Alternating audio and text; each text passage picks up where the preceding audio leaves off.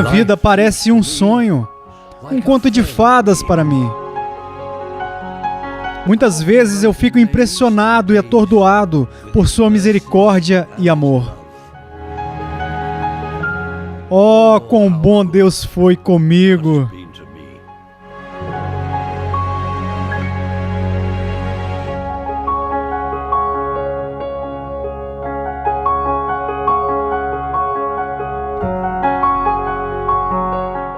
Deus foi verdadeiramente bom para Charles Spurgeon, para um dos melhores pregadores de todos os tempos.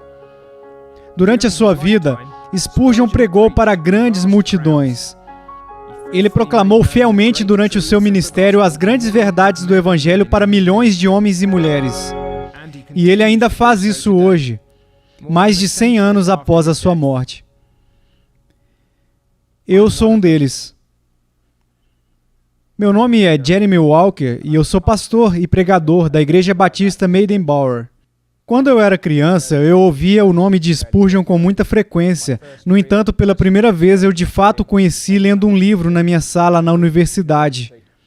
Foi esse exemplar em particular, uma reimpressão moderna do New Park Street Pub, de Charles Spurgeon. A introdução do sermão deste exemplar fala da imutabilidade de Deus. E desde o primeiro momento, a leitura dele me envolveu. Spurgeon começa o seu discurso descrevendo a natureza imutável de Deus. Ele fala dos atributos, propósitos e das promessas imutáveis de Deus. No entanto, a passagem que chamou a minha atenção foi a que descrevia os imutáveis avisos de Deus. Spurgeon escreveu: a Bíblia diz, você deve crer ou será condenado. Observe que os avisos de Deus são tão imutáveis quanto o próprio Deus. E quando milhares de anos de sofrimento infernal tiverem passado, você olhará para o alto e verá escritos ardentes dizeres de fogo. Quem não crer será condenado. Mas, Senhor, eu já estou condenado. No entanto, estará lá, continuará, isto é, para sempre. E quando milhões de eras tiverem passado, você estará exausto no meio de toda essa dor e sofrimento. Você levantará os seus olhos e verá as mesmas palavras. Ele será condenado, sem mudança, sem modificação. Spurgeon continua explicando que Deus é imutável também no atributo do seu amor. Mas o que me atraiu foi o senso da realidade espiritual de Spurgeon. E percebi, este homem fala também ao meu coração e à minha experiência. A partir daí, mudei para exemplares como O Santo e o Seu Salvador, que é um livro esplêndido descrevendo um relacionamento adorável entre um pecador e o seu Salvador, o Senhor Jesus Cristo. E depois também fui para sua autobiografia, porque eu queria saber mais sobre o homem que pregava assim. E é por isso que estamos aqui agora, porque os sermões de Spurgeon permanecem nas mentes e nos corações de inúmeras pessoas ao redor do mundo. Mas quantos de nós, que amamos tanto esse homem, conhece de fato quem ele era? E essa é a intenção do nosso documentário, nos apresentar a um homem conhecido como o príncipe dos pregadores e rastrear algumas das influências que o afetaram ao longo dos anos. Partiremos em uma jornada para descobrir onde e como Spurgeon viveu. Seguiremos os seus passos, aprenderemos e desenharemos sobre o legado que ele nos deixou. Você se juntará a nós para observar o mundo através dos olhos de Spurgeon?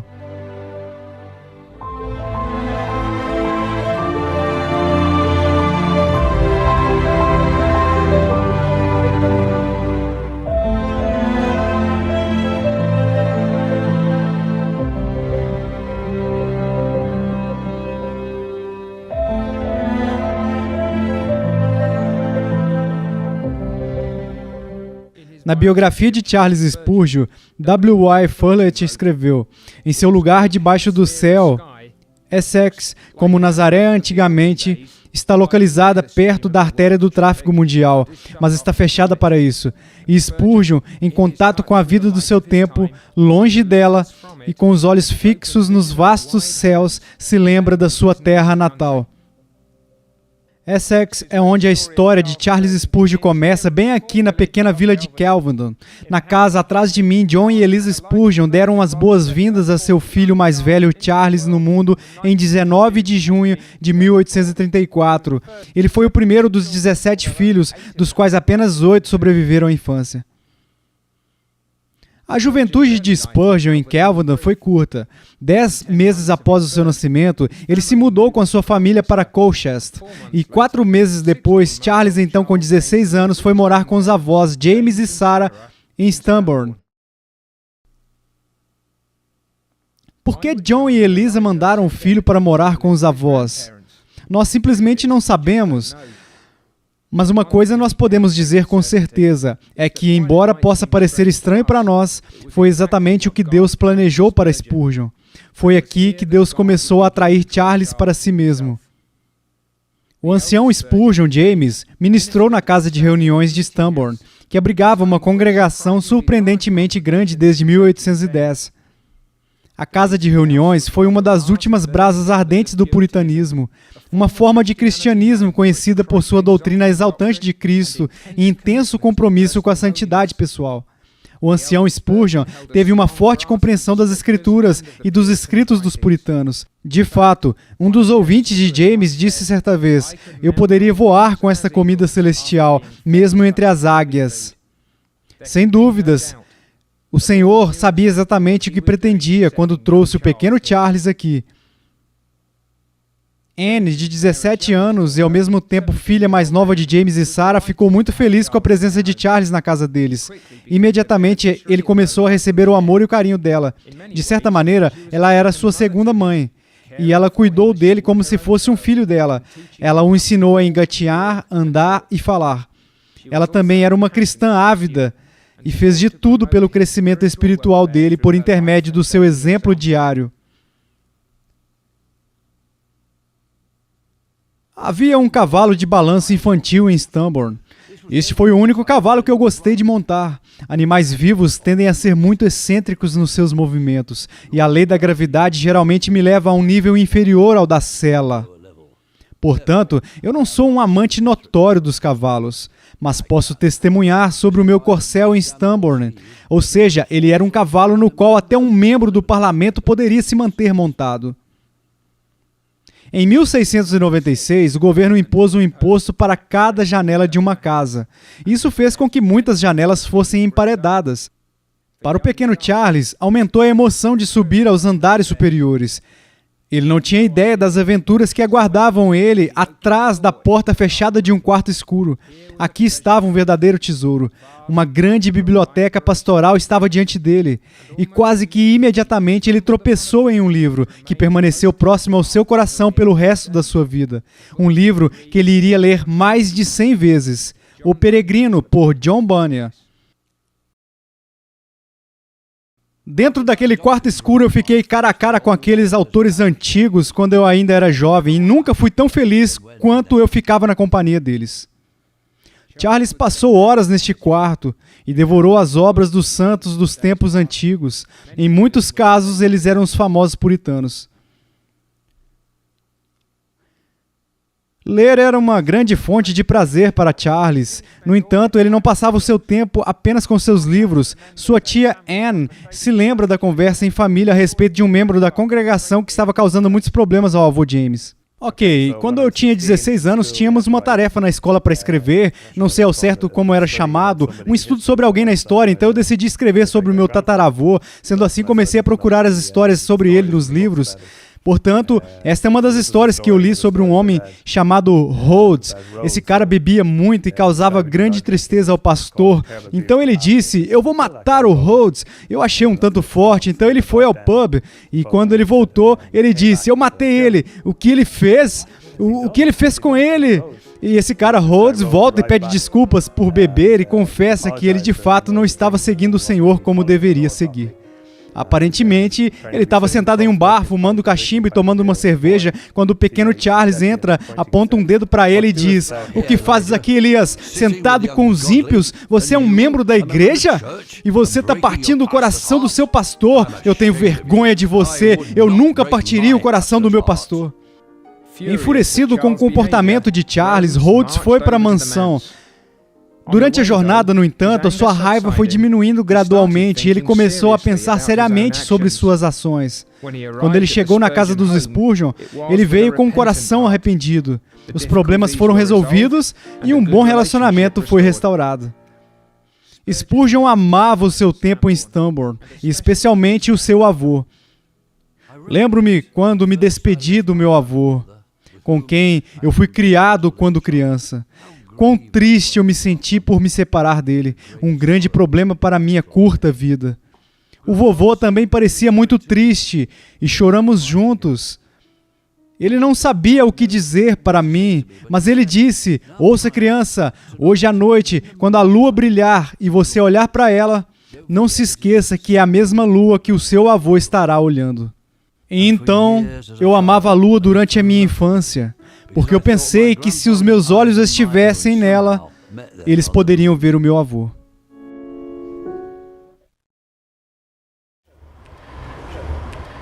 Estamos no início de Hyde Hill, em Colchester, onde Charles, após o seu retorno, morou com seus pais novamente. Foi a primeira vez que ele esteve no meio de seus irmãos e irmãs, e como o mais velho dos irmãos, ele naturalmente se tornou o líder deles. Se eles estavam brincando juntos ou pregando para eles por detrás de um púlpito de palha. O pequeno Charles, no entanto, não fazia ideia de que em breve estaria em um púlpito real e pregaria o evangelho a dezenas de milhares de ouvintes.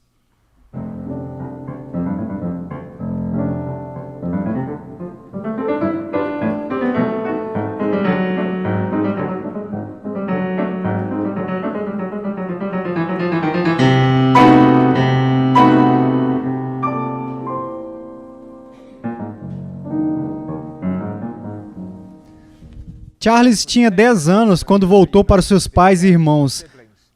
No entanto, Stambourne continuou a desempenhar um papel crucial na sua infância.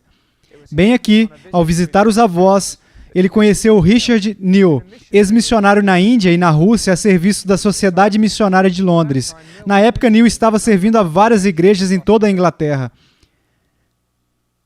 Ao viajar de cidade em cidade como pregador itinerante, Neal chegou a Stambourne em 1844. Ao visitar os Spurgeons mais velhos, Neal conheceu o jovem Charles. Ele ficou surpreso com o modo como o garoto dominava sua fala e como ele era eloquente. Algo para Neal, seja uma intuição ou a inspiração interior do Espírito Santo, disse que esse menino era excepcional. Nos dias seguintes, Neal passou muitas horas orando e ministrando ao menino. Entramos juntos no caramanchão e da maneira mais adorável, ele me falou do amor de Jesus e das bênçãos que advém de confiar nele e amá-lo na infância. Com muitas histórias, ele pregou Cristo para mim e me disse como Deus havia sido bom para ele. Então oramos para que eu conhecesse e servisse ao Senhor. Lá no caramanchão, ele se ajoelhou e orou com os braços em volta do meu pescoço. Ele causava uma impressão insatisfeita se eu não continuasse um tempo com ele no intervalo dos cultos. Ele ouvia com amor paciente a minha conversa infantil e, em troca, ele me agraciava com lições graciosas. Por 3 dias consecutivos, ele me ensinou e orou comigo. Antes de Neal partir, a família se reuniu para orar pela manhã. E durante esse momento, algo inesperado aconteceu. O Sr. Neal me pegou de joelhos e disse: um dia essa criança pregará o Evangelho, e ele pregará isso para grandes multidões. Tenho certeza que ele pregará na capela em Holland Hill, onde hoje eu sou o ministro. Ele falou solenemente e convidou todos os presentes para testemunharem o que ele disse. Não sabemos ao certo o que fez Richard Neal falar assim, mas suas palavras se tornaram reais. Spurgeon pregou para as grandes multidões e pregou na capela em Holland Hill. E enquanto pregava ali, se lembrou da promessa feita a Richard Neal, a promessa de cantar esse hino. Deus se move de maneira misteriosa para realizar suas maravilhas.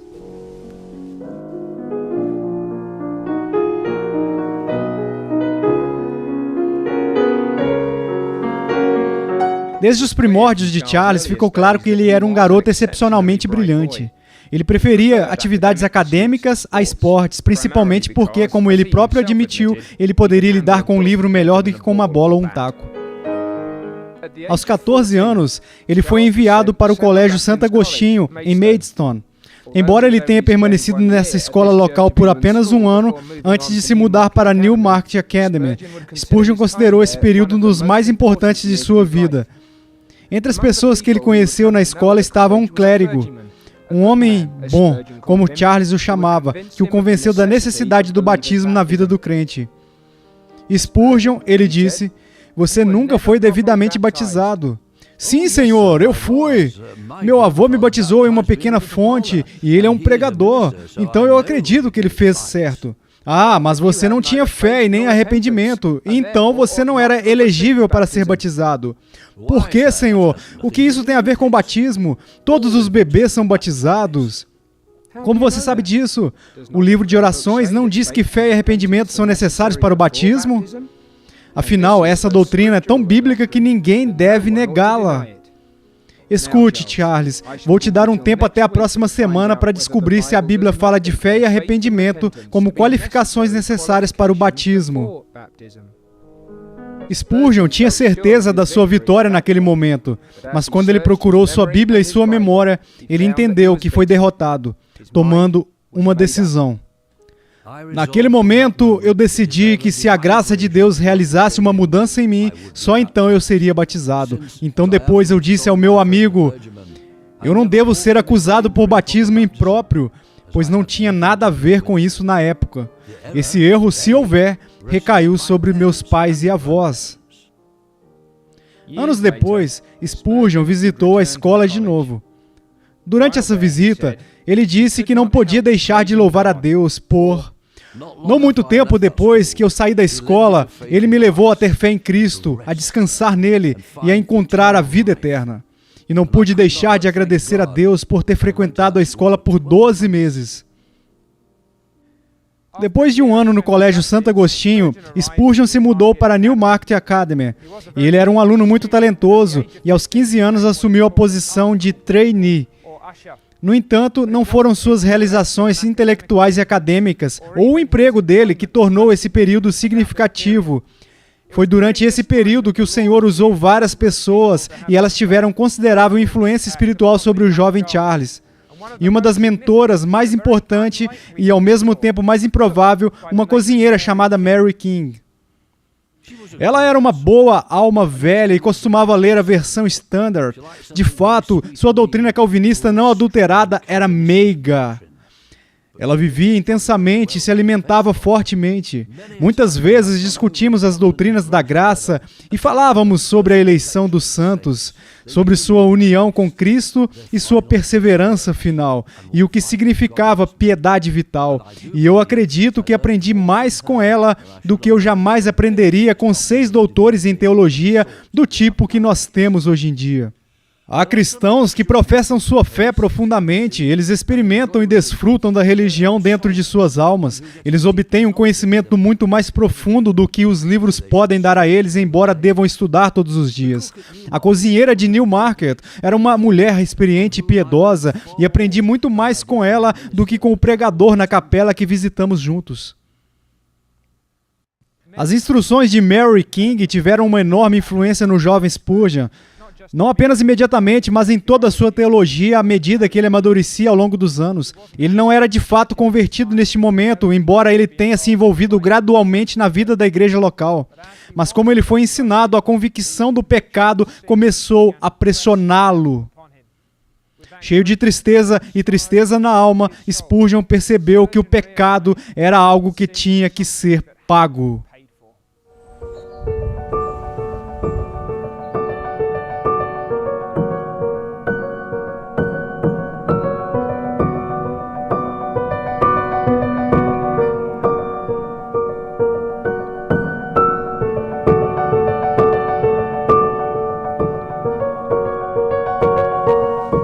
Spurgeon era filho de um pregador e também era neto de um pregador.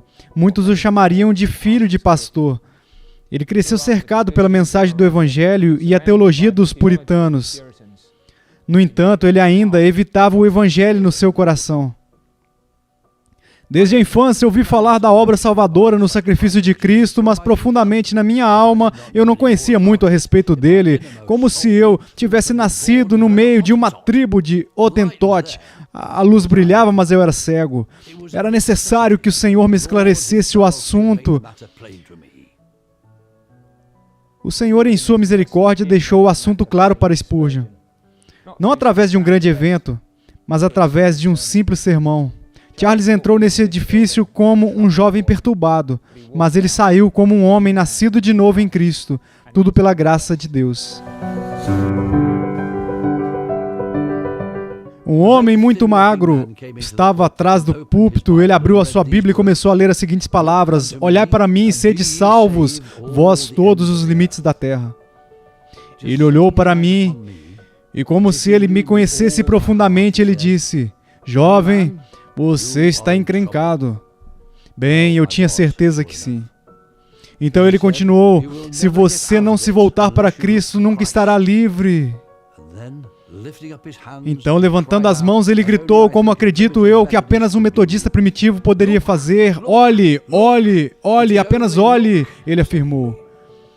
Eu imediatamente enxerguei o caminho da salvação. Oh, naquele momento eu flutuei de alegria. Spurgeon voltou para casa naquele dia e os seus pais imediatamente viram a diferença nele. A expressão em seu rosto havia mudado. Ele estava sorrindo e tinha um olhar alegre e contente.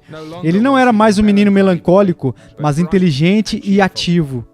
Naquela mesma noite, o recém-nascido Charles visitou a Igreja Batista Eldland com sua mãe. Juntos, eles adoraram a Deus como mãe e filho, e pela primeira vez, eles também adoraram como irmão e irmã em Cristo. Pouco depois, ele foi batizado na balsa do rio Corovia. Olhando para trás, eu vejo uma das razões pelas quais a palavra foi pregada na capela metodista primitiva em Colchester, com tanta bênção. De manhã cedo, eu já clamava a Deus pela bênção. Quando menino, quando eu procurava o Salvador, eu me levantava de madrugada para reservar um tempo para ler livros graciosos e buscar o Senhor. Eu me lembro do tipo de apelo que usei quando levei meus argumentos diante do trono da graça. Senhor, me salve! Sua graça será glorificada se o Senhor salvar um pecador como eu. Senhor, me salva, ou estarei perdido para sempre. Não me deixe perecer. Senhor, me salve. Ó Senhor, Jesus morreu em agonia e suando sangue por sua cruz e paixão. Me salve. Eu sempre provava que o início da manhã é a melhor parte do dia. Eu gosto das orações que o salmista diz: pela manhã ouvirás a minha voz, ó Senhor.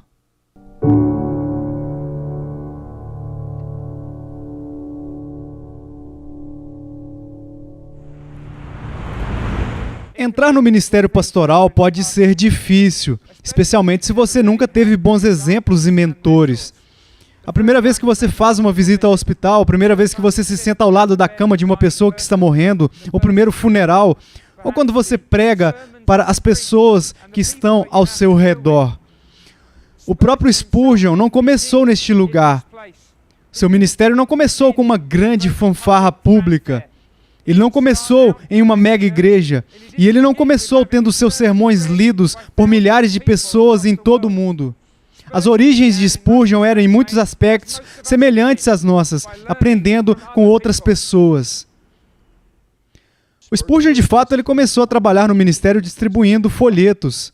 Havia um desejo pelo evangelho que crescia dentro dele e assim ele distribuiu folhetos nas ruas para crianças e adultos na comunidade, buscando propagar as boas novas. No verão, Charles se mudou para Cambridge para trabalhar como assistente do Sr. Leering. E foi lá que ele foi de fato levado a pregar pela primeira vez.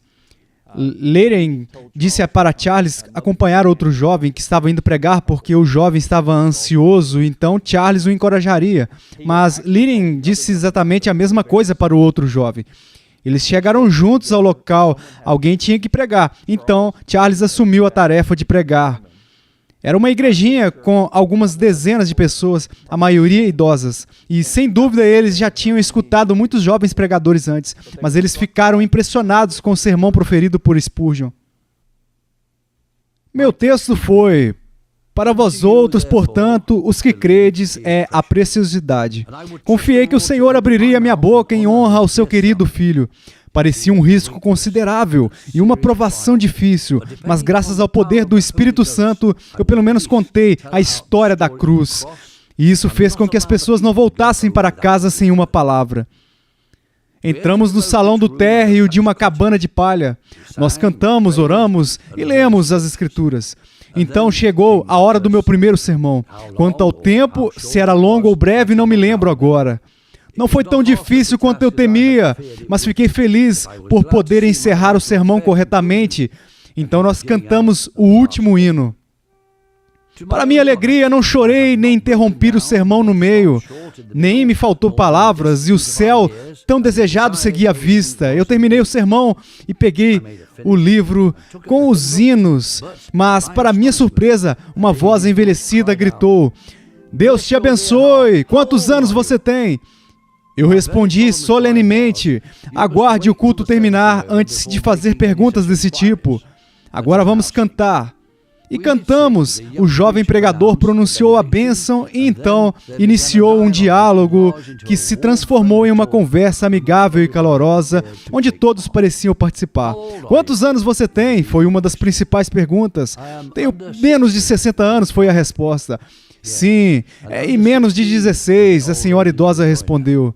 Não importa a minha idade, vamos pensar em Cristo, o Senhor, e quão precioso Ele é. Era tudo o que eu poderia dizer.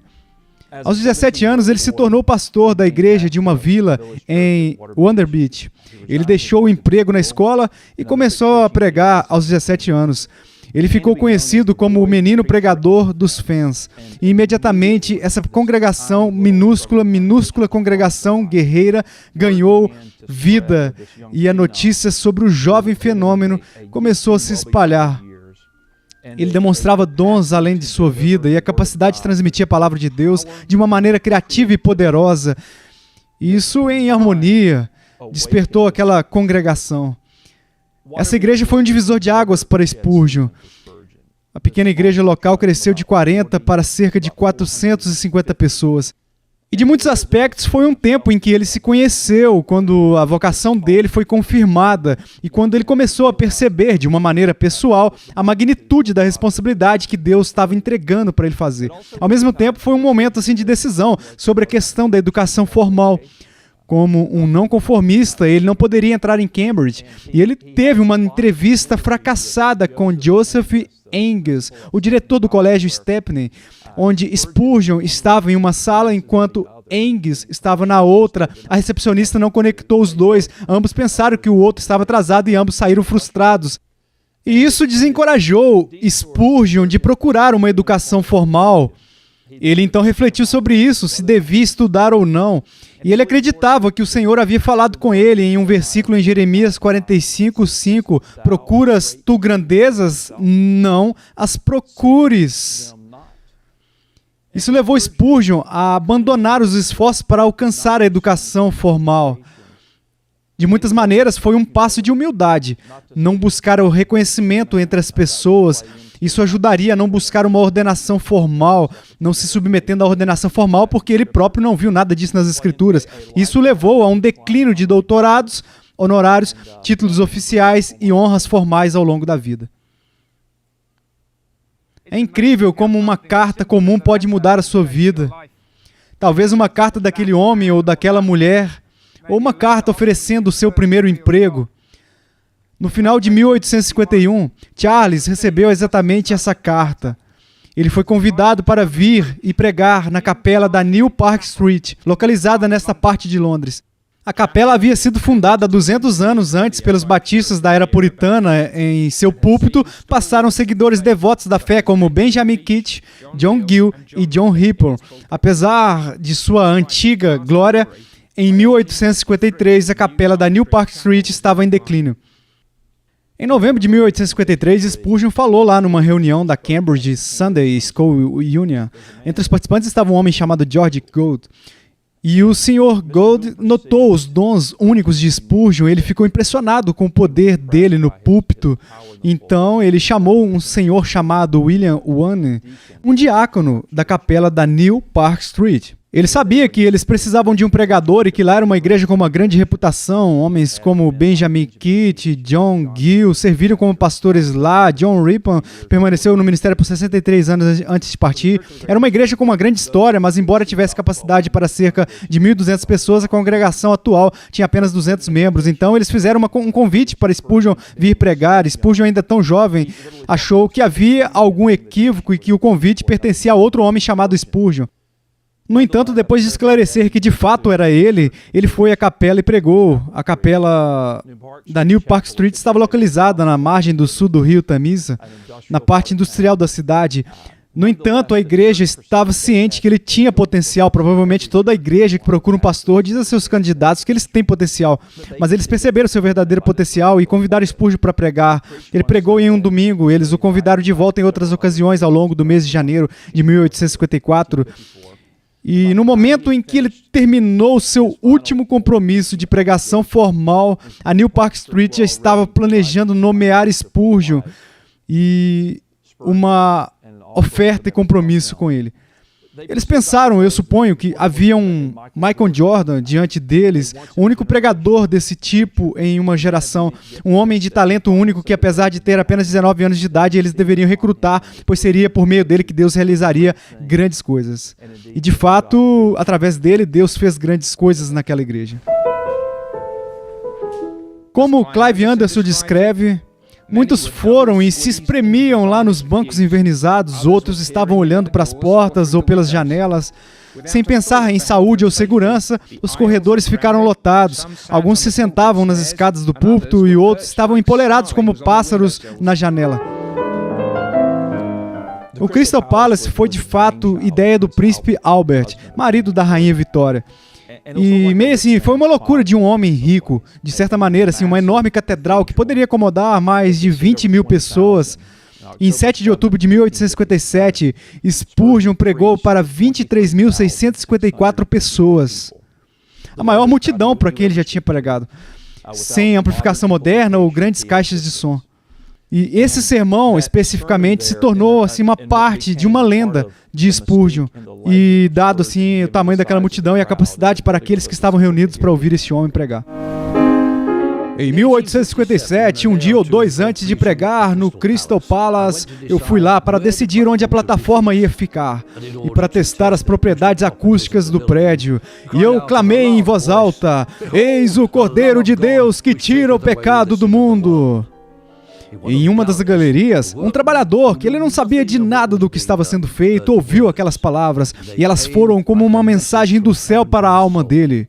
Ele foi ferido com uma convicção por conta dos pecados, largou as ferramentas e foi para casa, e depois de uma temporada lutando espiritualmente, encontrou paz e vida ao abraçar o Cordeiro de Deus.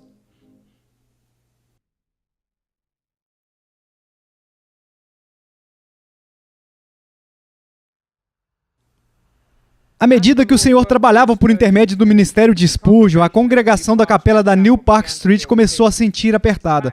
Cultos de domingos ficaram lotados. Isso significava que eles precisavam procurar outros lugares para alugar, incluindo o Surrey Gardens Music Hall. Mas lá também, milhares de pessoas lotavam o lugar para escutar Spurgeon, de forma ousada e claramente proclamar a verdade de Jesus. Mas algo tinha que mudar. E então, em março de 1861, a congregação se mudou para o tabernáculo metropolitano. Havia assentos para 5.000 pessoas, com espaço para mais 1.000 pessoas em pé. Era a maior igreja daqueles dias. A multidão lotada assim para ouvir Spurgeon necessitava de um salão maior, uma construção maior e uma campanha assim maior. E a construção lá do tabernáculo metropolitano foi uma de suas conquistas assim marcantes e se tornou por si só uma grande marca do ministério de Spurgeon. Ele escreveu para muitas pessoas solicitando ofertas e ele recebeu doações de muitas pessoas, até mesmo que não faziam parte daquela congregação, porque as pessoas perceberam a importância do que estava acontecendo naquele lugar. Ele escolheu o nome tabernáculo para o projeto do edifício de uma maneira muito intencional.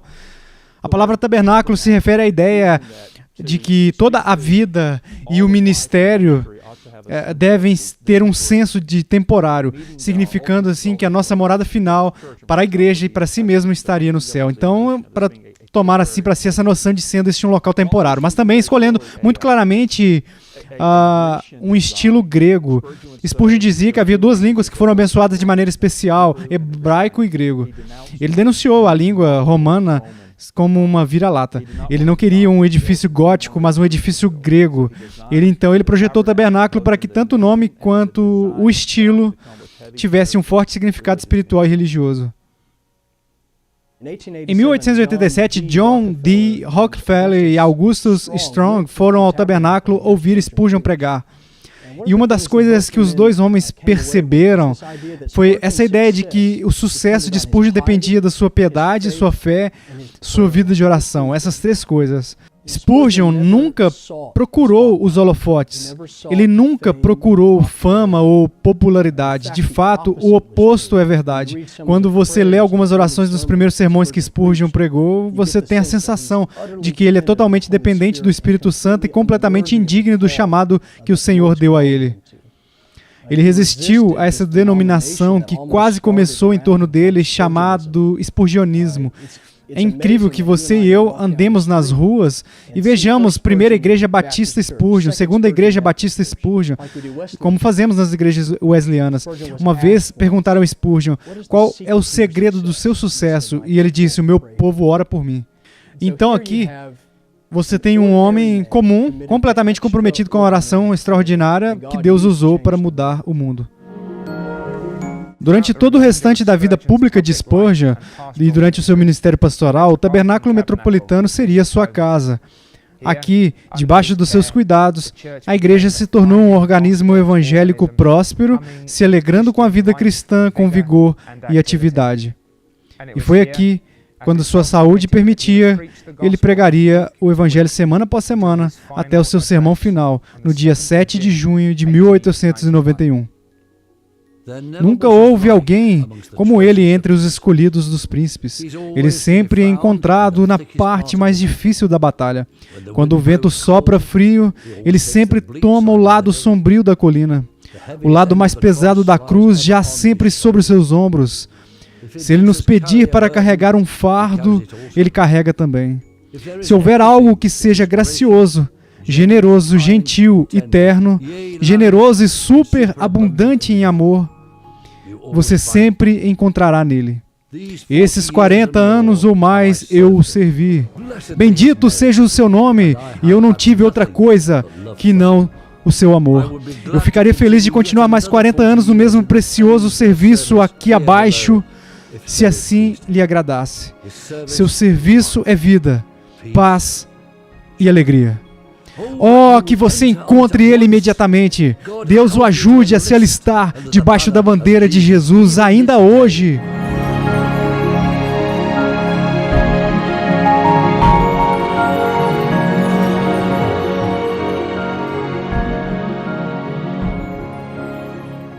Alguns dizem que para melhor ou para pior, a tecnologia fez todos os ministérios locais em um ministério global. Agora mesmo, eu posso ouvir sermões de um homem como John MacArthur no meu telefone enquanto sigo os tweets de Kevin DeYoung ou ler um livro de R.C. Sproul. Eu poderia fazer tudo isso de uma só vez se eu quisesse. Mas imagine um homem tendo esse tipo de influência.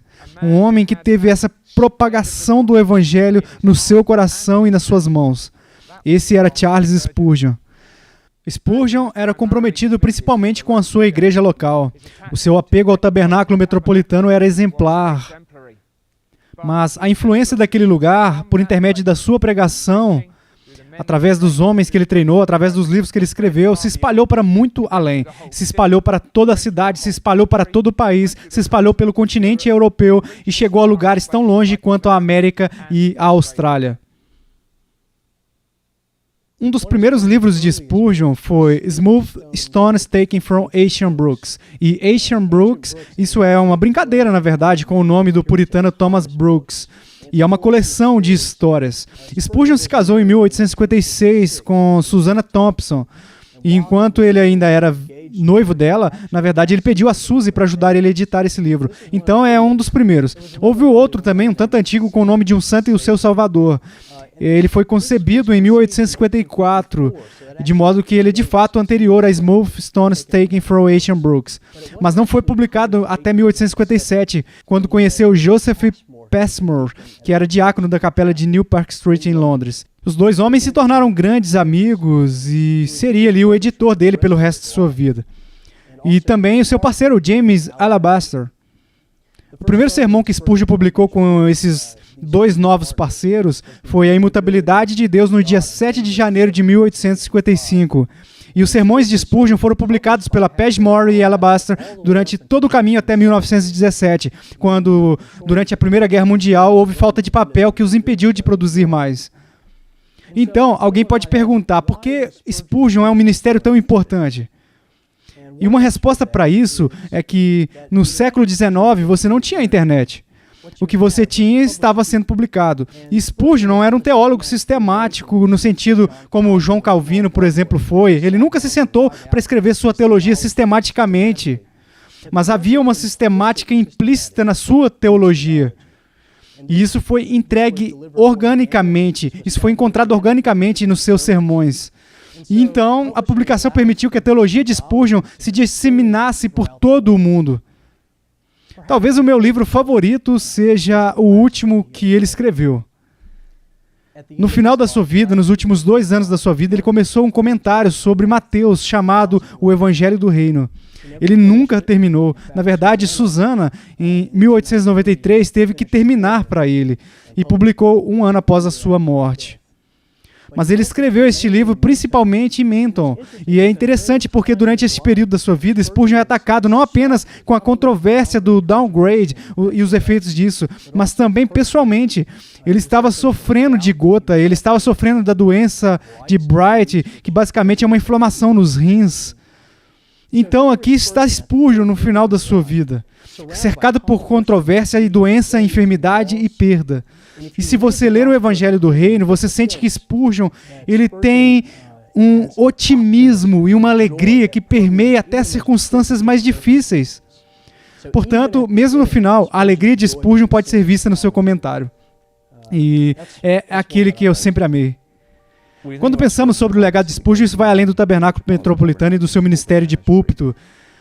O primeiro e mais importante ministério que Spurgeon teve, além da sua igreja e ministério de púlpito, era o colégio de pastores. O apóstrofo veio depois do S, era um colégio para pastores. E não era tanto uma faculdade para teólogos ou acadêmicos, mas para aqueles que se dedicam a servir a igreja local. E isso realmente reflete no coração de Spurgeon, assim, para o ministério, e o coração dele para a igreja local, e o que ele entendeu que um pregador deve ser, é ser pastor também. Spurgeon foi claro, Charles Spurgeon não pode nomear um ministro. O colégio de pastores não pode fazer um ministro. Só Deus pode fazer um ministro. Ao mesmo tempo, embora ele entendesse que um ministro é uma espécie de ferramenta bruta a ser lapidada, moldada e refinada, e assim Spurgeon era eminentemente qualificado para conduzir aqueles chamados ao ministério, investir neles, para dar a eles um estudo rigoroso, para polir eles e fazer com que eles saíssem, terminassem a graduação dentro do seu tempo, mais equipados, mais refinados, mais capazes de pregar e ensinar a palavra de Deus e ministrar ao rebanho de Deus. Do colégio, diria Spurgeon, o nosso principal negócio é estudar as Escrituras. 3 requisitos primários. Primeiro, que uma pessoa ela deveria realmente ter nascido de novo. Em segundo lugar, devia demonstrar assim um chamado de Deus na vida delas e acreditar que de fato tivessem sido provadas. Em terceiro lugar, eles teriam que ter pregado por pelo menos 2 anos para que eles já tivessem alguma experiência, mas também que o chamado deles estivesse sendo confirmado até certo ponto. Ele ia perguntar aos candidatos quantas vezes você ganhou almas para Cristo. Você já ganhou almas hoje para Cristo? Ele ia dizer, a mensalidade, a hospedagem, a alimentação, tudo isso era coberto. Apenas um estudo comum em ter as suas vidas afetadas pelo próprio Spurgeon. Spurgeon demonstrou grande interesse pelos homens que estudavam ali. Ele não só os ensinou, mas ele também permitiu que eles estivessem próximos a ele, para onde eles, em essência, assim, perceberiam que o ministério deveria tratar também. De tudo o que eu gostaria de dizer, esta é a soma. Meus irmãos, preguem a Cristo, sempre e cada vez mais. Ele é todo o Evangelho. Sua pessoa, ofícios e trabalho devem ser nosso grande tema abrangente. O mundo precisa ser informado do seu Salvador e da maneira de alcançá-lo. A justificação pela fé Deveria ser muito mais do que já é o testemunho diário dos púlpitos protestantes. E se com essa verdade mestra deveria haver uma associação mais geral das demais grandes doutrinas da graça, pois elas são o melhor para a nossa igreja e nossa era. Se com o zelo dos metodistas nós podemos pregar a doutrina dos puritanos, um grande futuro estará diante de nós. O fogo de Wesley e o combustível de Whitefield causará um incêndio que fará toda a floresta do erro pegar fogo e aquecerá a própria alma desta terra fria. Não somos chamados para proclamar filosofia e metafísica, mas o evangelho simples. A queda do homem, sua necessidade de um novo nascimento, perdão por intermédio da expiação e salvação como resultado da fé. Estes são os nossos machados de batalha e armas de guerra. Nós temos o suficiente para aprender e ensinar essas grandes verdades, e maldito seja aquele aprendizado que nos desvie de nossa missão, ou aquela ignorância deliberada que nos aleijará em sua busca. Na época da sua morte, em 1892, a faculdade havia treinado cerca de 863 homens. 627 deles serviam em denominações batistas como pastores. Mais da metade das novas igrejas fundadas em sua denominação de 1865 a 1877 foram pastoreados por homens treinados por Spurgeon na faculdade. Quando olhamos para o legado do colégio chegando ao século XX, continuou a surtir efeito.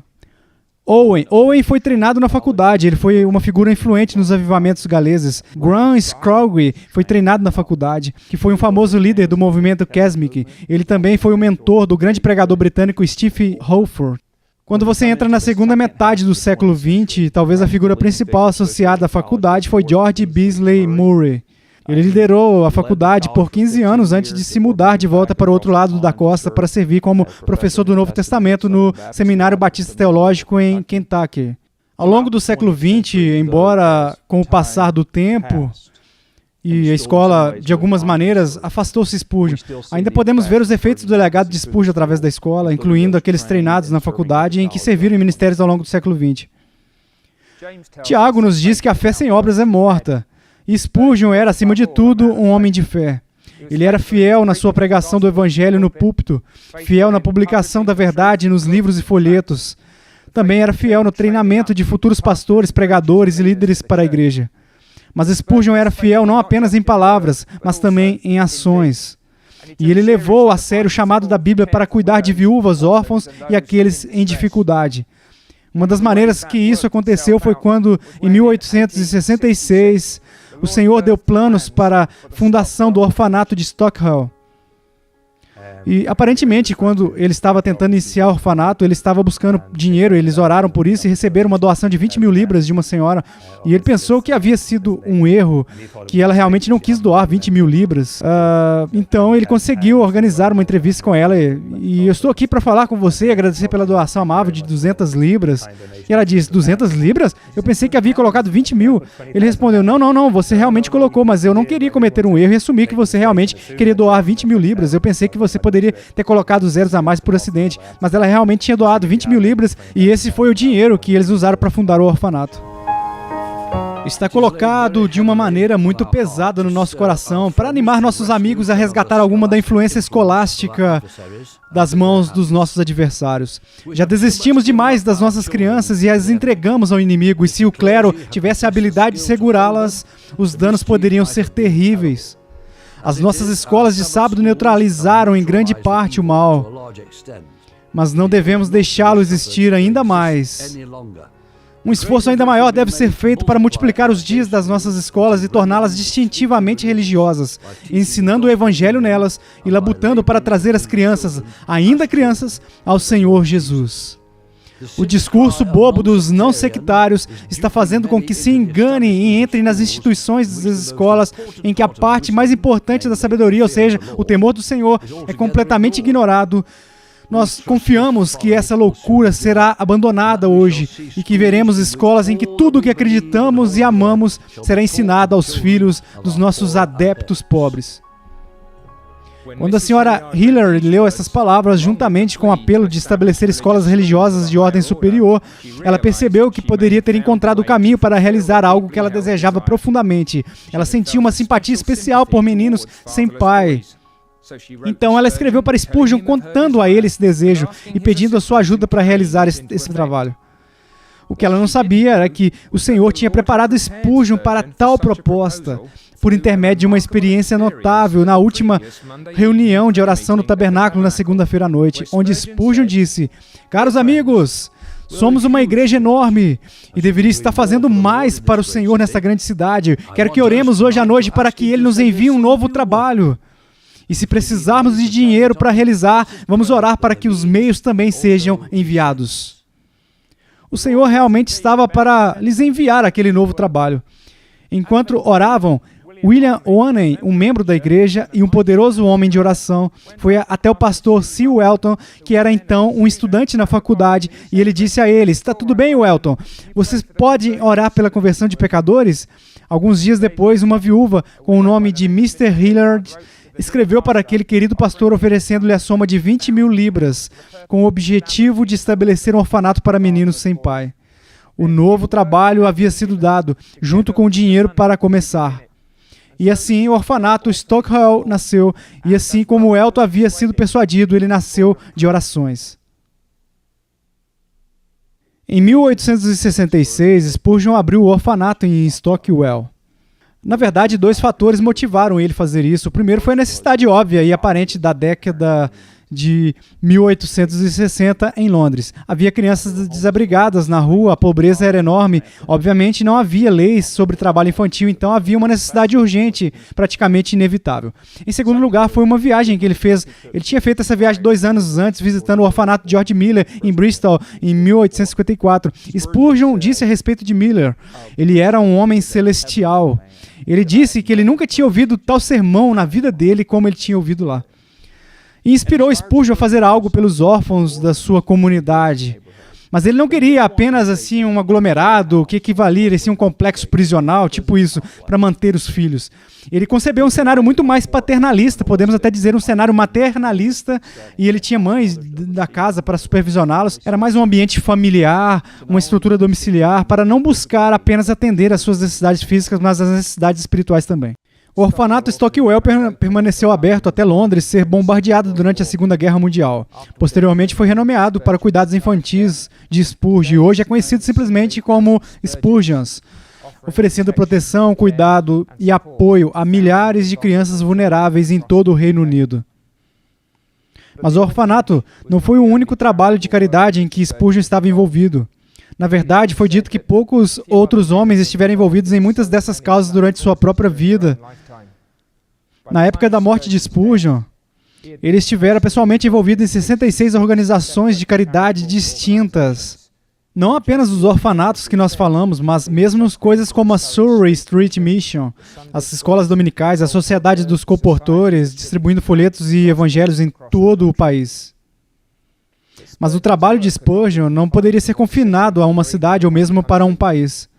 Ele se espalhou por todo o Reino Unido e pelo continente, onde quer que houvesse pecadores que precisassem ouvir a respeito do único Salvador. Então Spurgeon teve um grande impacto, não apenas na cidade de Londres, mas também em todo o mundo. Seu ministério permeou todos os cantos do mundo. Mas em Londres, você tem que entender o contexto. Isso estava acontecendo em Londres antes de Spurgeon chegar lá. Em Londres, houve uma grande mudança cultural da população, do campo para a cidade. Isso teve uma impressão notável em Spurgeon e também influenciou os contornos do seu ministério ali. Por exemplo, em 1859, metade da população que tinha mais de 20 anos não tinha nascido em Londres. Metade da população. A fome de 1845 na Irlanda produziu uma enorme onda de imigrantes irlandeses que vieram para Londres. Então, este enorme aumento da população em direção à cidade, misturado com esta revolução industrial, que na época de Spurgeon estava a todo vapor, produziu uma Londres preparada para Spurgeon. Spurgeon se atirou em oportunidades ministeriais. E havia muitos para serem alcançados. O surto de cólera de 1845 produziu uma enorme doença na área de Londres onde Spurgeon era um ministro. Spurgeon ia de porta em porta, de casa em casa, ministrando aos enfermos e moribundos. É incrível, ele nem mesmo sequer chegou a contrair a cólera durante aquele surto. Esta foi uma época em que as condições de vida em Londres eram deploráveis. As mães jogavam seus bebês no rio, porque elas não eram capazes de alimentá-los. Essa foi uma época em que Londres não podia cuidar dos vivos e nem dos mortos. Na Anne Street Baptist Church, por exemplo, você poderia entrar pela porta da frente e realmente enxergar os cadáveres empilhando-se sobre o piso do santuário entre as tábuas. Então, de várias maneiras, Londres estava preparada para Spurgeon, que ele mesmo veio do campo para a cidade quando ele tinha 19 anos. E falava em uma linguagem que a pessoa comum pudesse entender. Se você quiser ouvir um sermão filosófico e educado, que o pregador apenas ia ler um manuscrito muito estoicamente, você poderia ir à igreja de Leiden. Se você quisesse ouvir uma oratória embelezada e sofisticada, você poderia ir aqui em Pushman.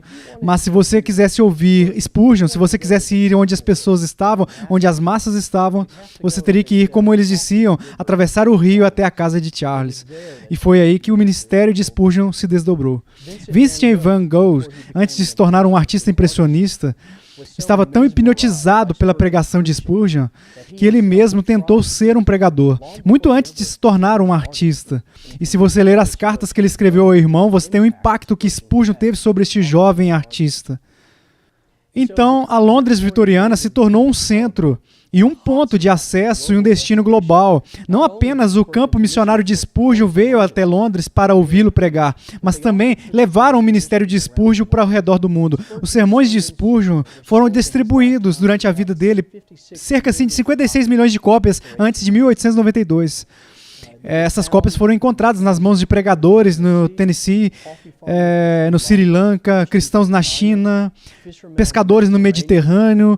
Um prisioneiro aguardando a execução na América do Sul foi visto também pela última vez lendo um dos sermões de Spurgeon antes de ser linchado até a morte. Então, Spurgeon não era apenas um fenômeno de Londres. Spurgeon foi um fenômeno global. E o seu ministério se tornou viral em apenas alguns anos. Na celebração do jubileu de Spurgeon em junho de 1884, o evangelista americano D.L. Moody se dirigiu aos presentes no tabernáculo metropolitano. E ele disse: há 25 anos atrás, logo depois de me converter, eu comecei a ler a respeito de um jovem pregando em Londres com um grande poder e cessou o desejo de ouvi-lo. Tudo o que consegui encontrar impresso que se referia a ele, eu li com o mais profundo interesse. Em 1867, eu atravessei o mar. Quando eu cheguei a Londres, o primeiro lugar que eu me dirigi foi para este prédio. Quando voltei para a América, me perguntaram se eu tinha encontrado catedrais diferentes daqui. Eu disse às pessoas que não, pois o meu tempo tinha sido gasto escutando Spurgeon. Então, o Sr. Moody e Charles Spurgeon tiveram um relacionamento maravilhoso. É claro que Murray estava lendo Spurgeon antes mesmo de conhecê-lo. Murray foi convidado para, de fato, pregar no tabernáculo de Spurgeon mais tarde no seu ministério, mas ele visitou Londres em várias ocasiões, 1867, 72, 84. Todas essas foram oportunidades para Spurgeon e Murray se conhecerem. Spurgeon disse que Murray foi o único homem que ele conheceu quem poderia pronunciar a palavra Mesopotâmia em 2 sílabas, Mesopotâmia. E sobre Spurgeon, Murray disse: você conhece o Sr. Spurgeon? Eu sei que você me ama, mas eu garanto que te amo 1000 vezes mais.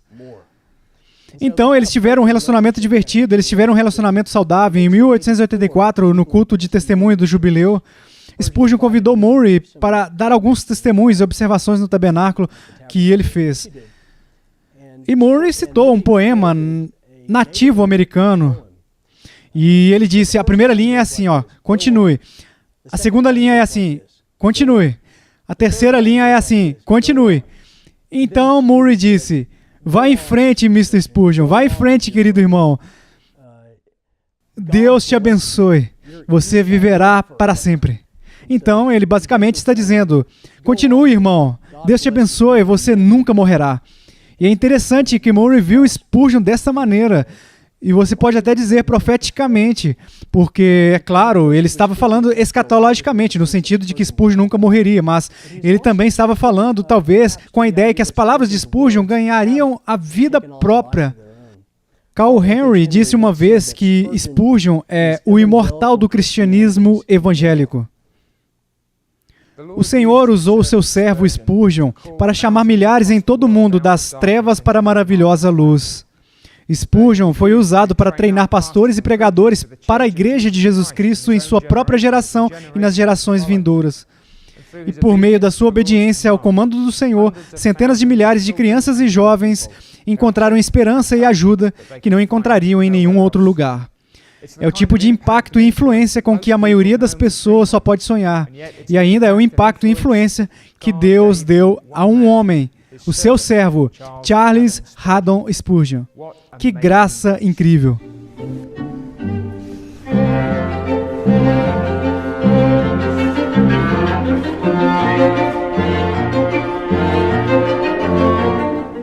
Não tenho certeza se quero saber o que se passava na cabeça da minha esposa quando ela me viu pela primeira vez na escada de um prédio lá na América. Mas quando Susannah Thompson viu Charles Spurgeon pela primeira vez, Clive Anderson disse que não conseguia acreditar no que enxergava. Os rumores sobre esse rude caipira no campo pareciam dizer apenas meia verdade. Lá estava ele, grande como a vida, ousado como o bronze e tão arrogante quanto poderia ser no que lhe dizia respeito. Suas roupas pareciam ter sido feitas por algum alfaiate de segunda categoria, certamente não à altura do outro cavalheiro inteligente que ela conhecia. Em torno do seu pescoço estava um pedaço de cetim preto que já tinha visto dias melhores. E o pior de tudo, enquanto falava, ele tirou do bolso um lenço azul medonho, coberto de manchas brancas, que ele acenava no ar enquanto falava. Se não fosse tão sério, Susannah teria dado uma gargalhada. Na verdade, se alguém tivesse dito a ela que este era o homem com quem ela iria se casar, ela teria pensado que eles eram loucos, mas ela se casou com ele. Susannah nasceu em 15 de janeiro de 1832. Seu pai e sua mãe às vezes frequentavam a capela da New Park Street enquanto James Smith servia como pastor lá, e Susannah os acompanhava. Quando menina, ela percebeu que precisava de um salvador, mas se ela era verdadeiramente regenerada ou não naquele ponto, somente o Senhor sabe. Independentemente disso, quando ela se viu mais uma vez na capela da New Park Street, era mais para agradar os seus amigos do que ela mesma. E ela não esperava encontrar o seu coração novamente aquecido pelo Evangelho. Mas não demorou muito para que os sérios apelos de Spurgeon a despertassem. E ela percebeu que a sua vida de indiferença e falta de serviço estava longe de ser o que deveria ter sido. Gradualmente, eu fiquei alarmada com o meu estado de apostasia e então, por um grande esforço, eu procurei a ajuda espiritual e orientação do Sr. William Waney. Ele era um obreiro ativo na escola dominical na New Park Street e um senhor verdadeiro, com um grande coração e consolador de jovens peregrinos. Ele pode ter contado ao novo pastor a respeito de mim. Não posso dizer, mas um dia fiquei muito surpresa ao receber o do Sr. Spurgeon, uma cópia ilustrada do Peregrino, em que ele havia escrito na inscrição, Senhorita Thompson, com desejos do seu progresso na abençoada peregrinação de Charles Spurgeon, 20 de abril de 1854. Se Spurgeon tinha algum pensamento nessa fase a respeito de Susannah como algo mais do que uma alma lutando a caminho da cidade celestial, não temos certeza. Mas em pouco tempo, aquele conhecido casual aprofundou em amizade genuína. E em seguida avançou ainda mais em profundo amor um pelo outro. Então, no dia 2 de agosto de 1854, no jardim do avô de Susannah, eles ficaram noivos, prometendo o coração de um ao outro. Fullerton descreveu Susannah com o seu coração apaixonado e rosto doce e moldurado pelos cachos que caíam de cada lado dela.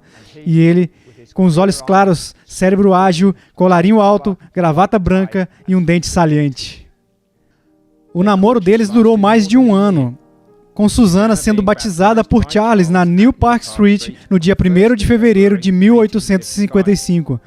O casal então se casou no dia 8 de janeiro de 1856, com 2.000 pessoas lotando a capela e as ruas adjacentes apinhadas. O Dr. Alexander Fletcher, da Finsbury Chapel, realizou a cerimônia. Então, a noiva e o noivo partiram para uma breve visita a Paris. 12 dias depois, o pregador já estava de volta ao seu púlpito e, posteriormente, o Sr. e a Sra. Spurgeon foram recebidos publicamente pela congregação. 9 meses depois, no dia 20 de setembro, eles deram as boas-vindas a 2 filhos gêmeos, Charles, o mais velho, em homenagem ao pai, e Tomé, que foi batizado em homenagem ao apóstolo. Spurgeon era um homem excepcionalmente ocupado, mas o seu ministério nunca se tornou a sua amante. O seu coração sempre pertenceu inteiramente a Susana. Ela era sua companheira constante na vida e no serviço, até o fim dos seus dias juntos. Eles eram uma equipe no casamento e também no ministério. Susana sofreu uma cirurgia mal sucedida. Isso a deixou inválida por cerca de 15 anos. E durante esse tempo, Charles fez o melhor para cuidar dela e vice-versa. Susana cuidou de Charles quando ele adoeceu com gota e doença renal e um museu de outras doenças. Um psiquiatra licenciado com o nome de Enel Dill realmente diagnosticou os sintomas de Spurgeon como sendo bipolares. Ele disse que se Spurgeon estivesse vivo hoje, ele seria tratado com terapia, e esse é provavelmente o caso. Olha, Spurgeon chorava às vezes sem saber a causa. Às vezes Susana encontrava com Spurgeon e ele estava prostrado no seu rosto, assim, dentro do escritório, e ele tinha não apenas problemas externos, mas também problemas endógenos dentro de si. Ele estava clinicamente deprimido. E os dois, eles eram uma equipe no ministério e no casamento. Adorei o episódio em que Susana estava dormindo e ela ouviu Spurgeon dizer algo durante o sono dela.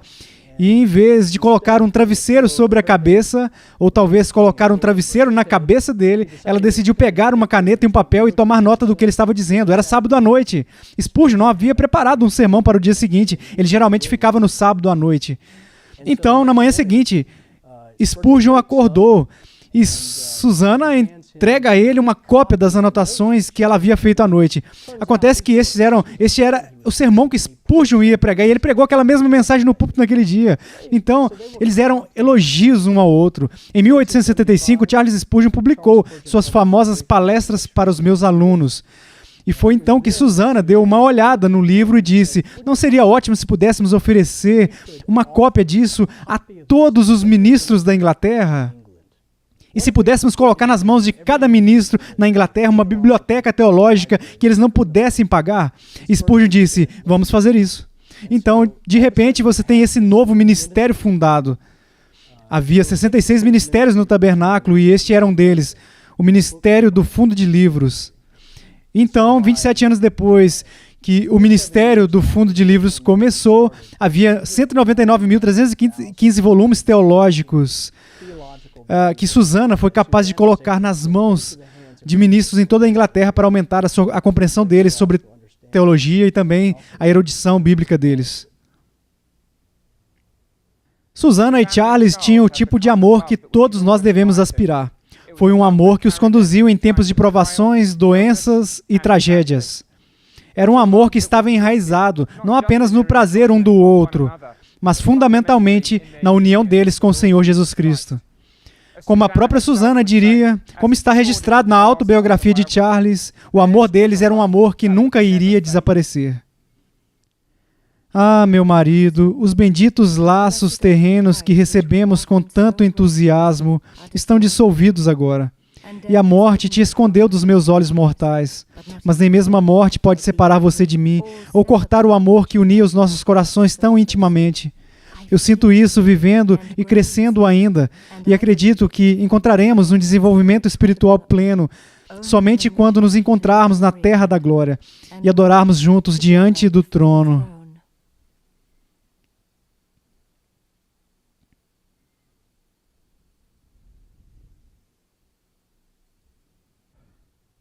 Eu não seria o primeiro pregador a dizer que todo o meu descanso é uma mudança de trabalho. Além das responsabilidades como marido, pai, filho e amigo, existem os deveres de pastorear e pregar, que parecem nunca ter fim, e muitas vezes parecem aumentar quando você está debaixo de uma pressão maior. Até mesmo encontrar um dia de folga a cada semana pode ser uma batalha. Spurgeon certamente conhecia essa batalha. Ele tinha muito pouco tempo para passatempos, além de cuidar do jardim. Susana disse que ele gostava de passar longos dias no campo. Essa foi uma de suas grandes delícias. Mas em 1860, Spurgeon estava envolvido em vários anos de ministério particularmente intenso e ele estava completamente exausto. Ele não descansou de verdade por anos, então chegou a hora de fazer uma pausa adequada. E no verão de 1860, junho e julho, ele partiu para uma excursão pelo continente, viajando pela Bélgica, Alemanha e Suíça.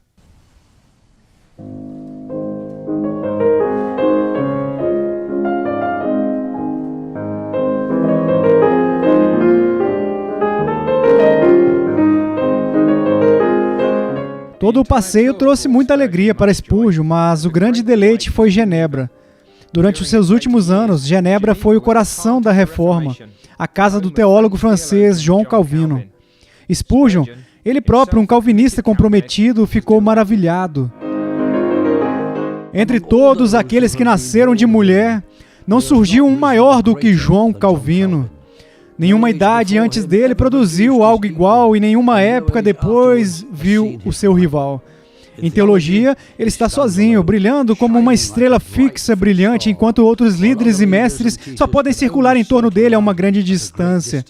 À medida que os cometas fluem pelo espaço, com nada como a sua glória ou a sua permanência. A fama de Calvino é eterna por causa da verdade que ele proclamou. E mesmo no céu, embora possamos perder o nome do sistema de doutrina que ele ensinou, será aquela verdade que nos fará tocar harpas de ouro e cantar.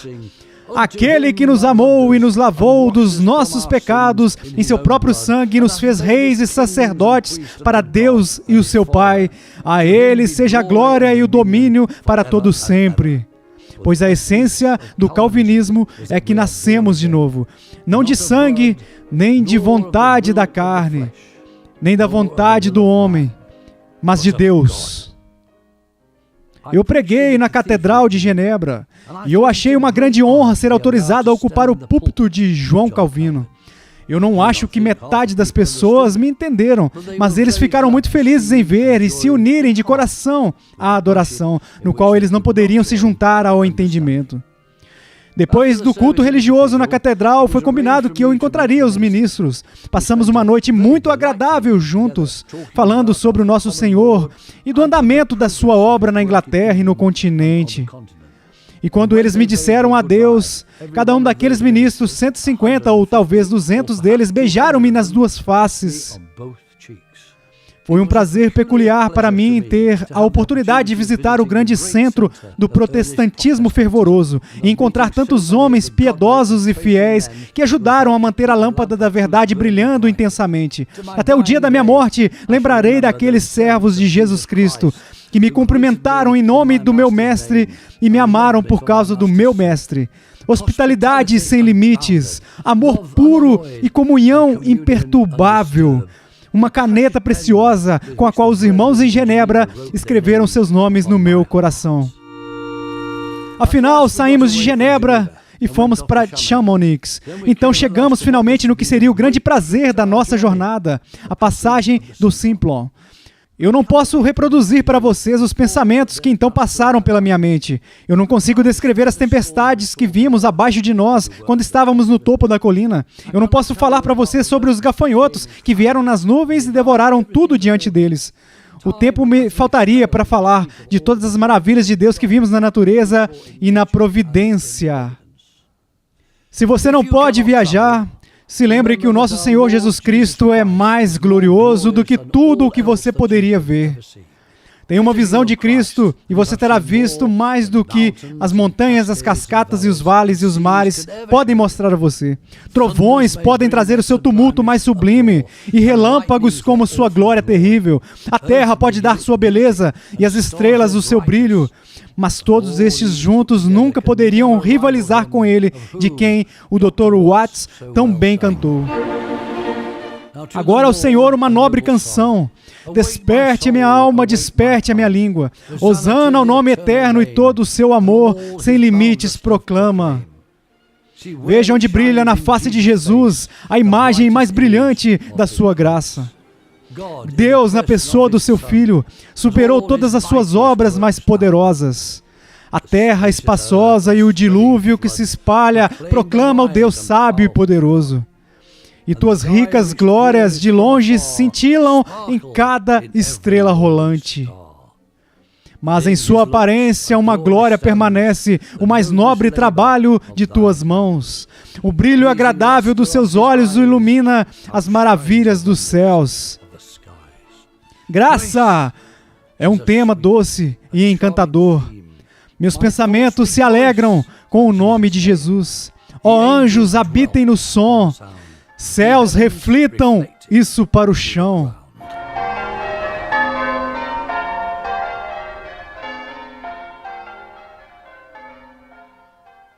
A controvérsia nunca é um elemento muito feliz para o Filho de Deus. Ele preferia estar em comunhão com o seu Senhor do que se empenhar em defender a fé ou atacar o erro. Mas o soldado de Cristo não conhece escolha nas ordens do seu mestre. Ele pode sentir que é melhor para ele deitar na cama de descanso do que ficar coberto com o suor e a poeira da batalha. Mas como soldado, ele aprendeu a obedecer. E a regra da sua obediência não é o seu conforto pessoal, mas o comando absoluto do seu Senhor. O servo de Deus deve se esforçar para manter toda a verdade que o seu mestre revelou a ele, porque como um soldado cristão, isso faz parte do dever dele. Mas enquanto o faz, concederá aos outros a liberdade de que ele mesmo desfruta. Spurgeon era amado pelo homem comum por sua pregação provocativa, mas a sua fala simples e perspicácia o colocou em conflito com muitos outros na Londres vitoriana. Às vezes, essa oposição teve resultados trágicos. Por exemplo, no dia 19 de outubro de 1856, 10.000 pessoas foram amontoadas no Surrey Gardens Music Hall para ouvir Spurgeon pregar, e havia cerca de 10.000 mais esperando do lado de fora. Não muito depois, no início dos cultos, alguém gritou "fogo" no salão lotado. Um pânico se seguiu. As pessoas correram para as saídas e 7 pessoas morreram pisoteadas na multidão. Como resultado, Spurgeon caiu em uma depressão profunda. Outras controvérsias foram menos espetaculares, mas não menos dolorosas. Como Spurgeon enfrentou, por exemplo, oposição dentro da União Batista por causa da sua posição contra o liberalismo teológico. Então, Charles Spurgeon nunca procurou polêmica, mas de alguma maneira a controvérsia sempre procurou Charles Spurgeon, e ele esteve envolvido em várias controvérsias importantes durante a sua vida, e também várias controvérsias menores. Eu tenho algumas delas. Uma das primeiras controvérsias que Spurgeon sofreu foi a controvérsia da mídia de 1854 a 1857. Você pode imaginar aqui, é um jovem do campo, não acostumado com a vida na cidade, não foi educado formalmente. Ele não está ganhando status por intermédio de vias convencionais comuns. E ele vem a Londres e a imprensa o aniquila. Eles o crucificam.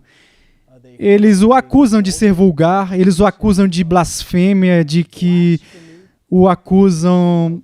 Um repórter do jornal lá o acusou de estar nos termos mais íntimos do próprio Satanás. E isso afetou o Spurgeon. Às vezes, Susana Spurgeon tinha que esconder o jornal do marido pela manhã para que ele não lesse. Eventualmente, depois de 1857, os ataques na imprensa começaram a diminuir, eles começaram a atenuar, mas logo no início foi uma campanha de difamação com uma força total. Outra controvérsia em 1855 foi a controvérsia do hipercalvinismo. Agora, deve ser dito que Spurgeon não era um hipercalvinista. O hipercalvinismo é uma ideologia determinista, que basicamente diz que porque Deus pré-ordenou tudo em pedra, não há necessidade de participarmos da grande comissão e salvarmos almas. Bem, é claro que Spurgeon não acreditava nisso. Você teria dificuldade em encontrar alguém que salvou mais almas no século XIX. Mas ele foi acusado dessa acusação e ele tinha que se defender disso. Spurgeon acreditava. Uma vez lhe perguntaram: como você reconcilia a liberdade de Deus com a liberdade do homem? Ao que ele respondeu: eu nunca concordo, amigos. Então Spurgeon se viu na tradição batista particular. Aqueles como John Gill, John Rippon. Ele era um batista particular, ele se apegava às doutrinas da graça. Mas ele também acreditava que Deus era grande o suficiente para operar por intermédio da nossa liberdade, através dos nossos desejos, para cumprir a sua vontade. E essa foi realmente a segunda polêmica. Isso definiu seu primeiro ministério em Londres. A terceira controvérsia talvez seja uma das controvérsias mais famosas, foi a respeito do assunto da regeneração batismal. Então, em 5 de junho de 1864, Spurgeon pregou um sermão de Marcos 16, 15 a 16, e o seu sermão atacou dois pontos em que a igreja estabelecida se mantinha muito próxima deles. Os anglicanos acreditavam na regeneração batismal de crianças. Então, Spurgeon atacou essa ideia no seu sermão, que as crianças não podiam ser regeneradas espiritualmente por causa da prática do batismo. Esse foi realmente a primeira coisa. A outra questão era essa ideia do uso do livro de oração comum. Spurgeon combateu publicamente no seu sermão essas duas questões. Depois do sermão, Spurgeon fez um comentário passageiro a Joseph Passmore, basicamente dizendo que essa polêmica era equivalente a publicar suicídio. Claro que Spurgeon não poderia ter sido mais impreciso, ele não poderia estar mais errado. Havia 200 mil cópias do sermão imediatamente exigidas. No final do ano, havia 350 mil cópias dos sermões distribuídas. No final do século, havia quase 500 mil de cópias dos sermões distribuídas.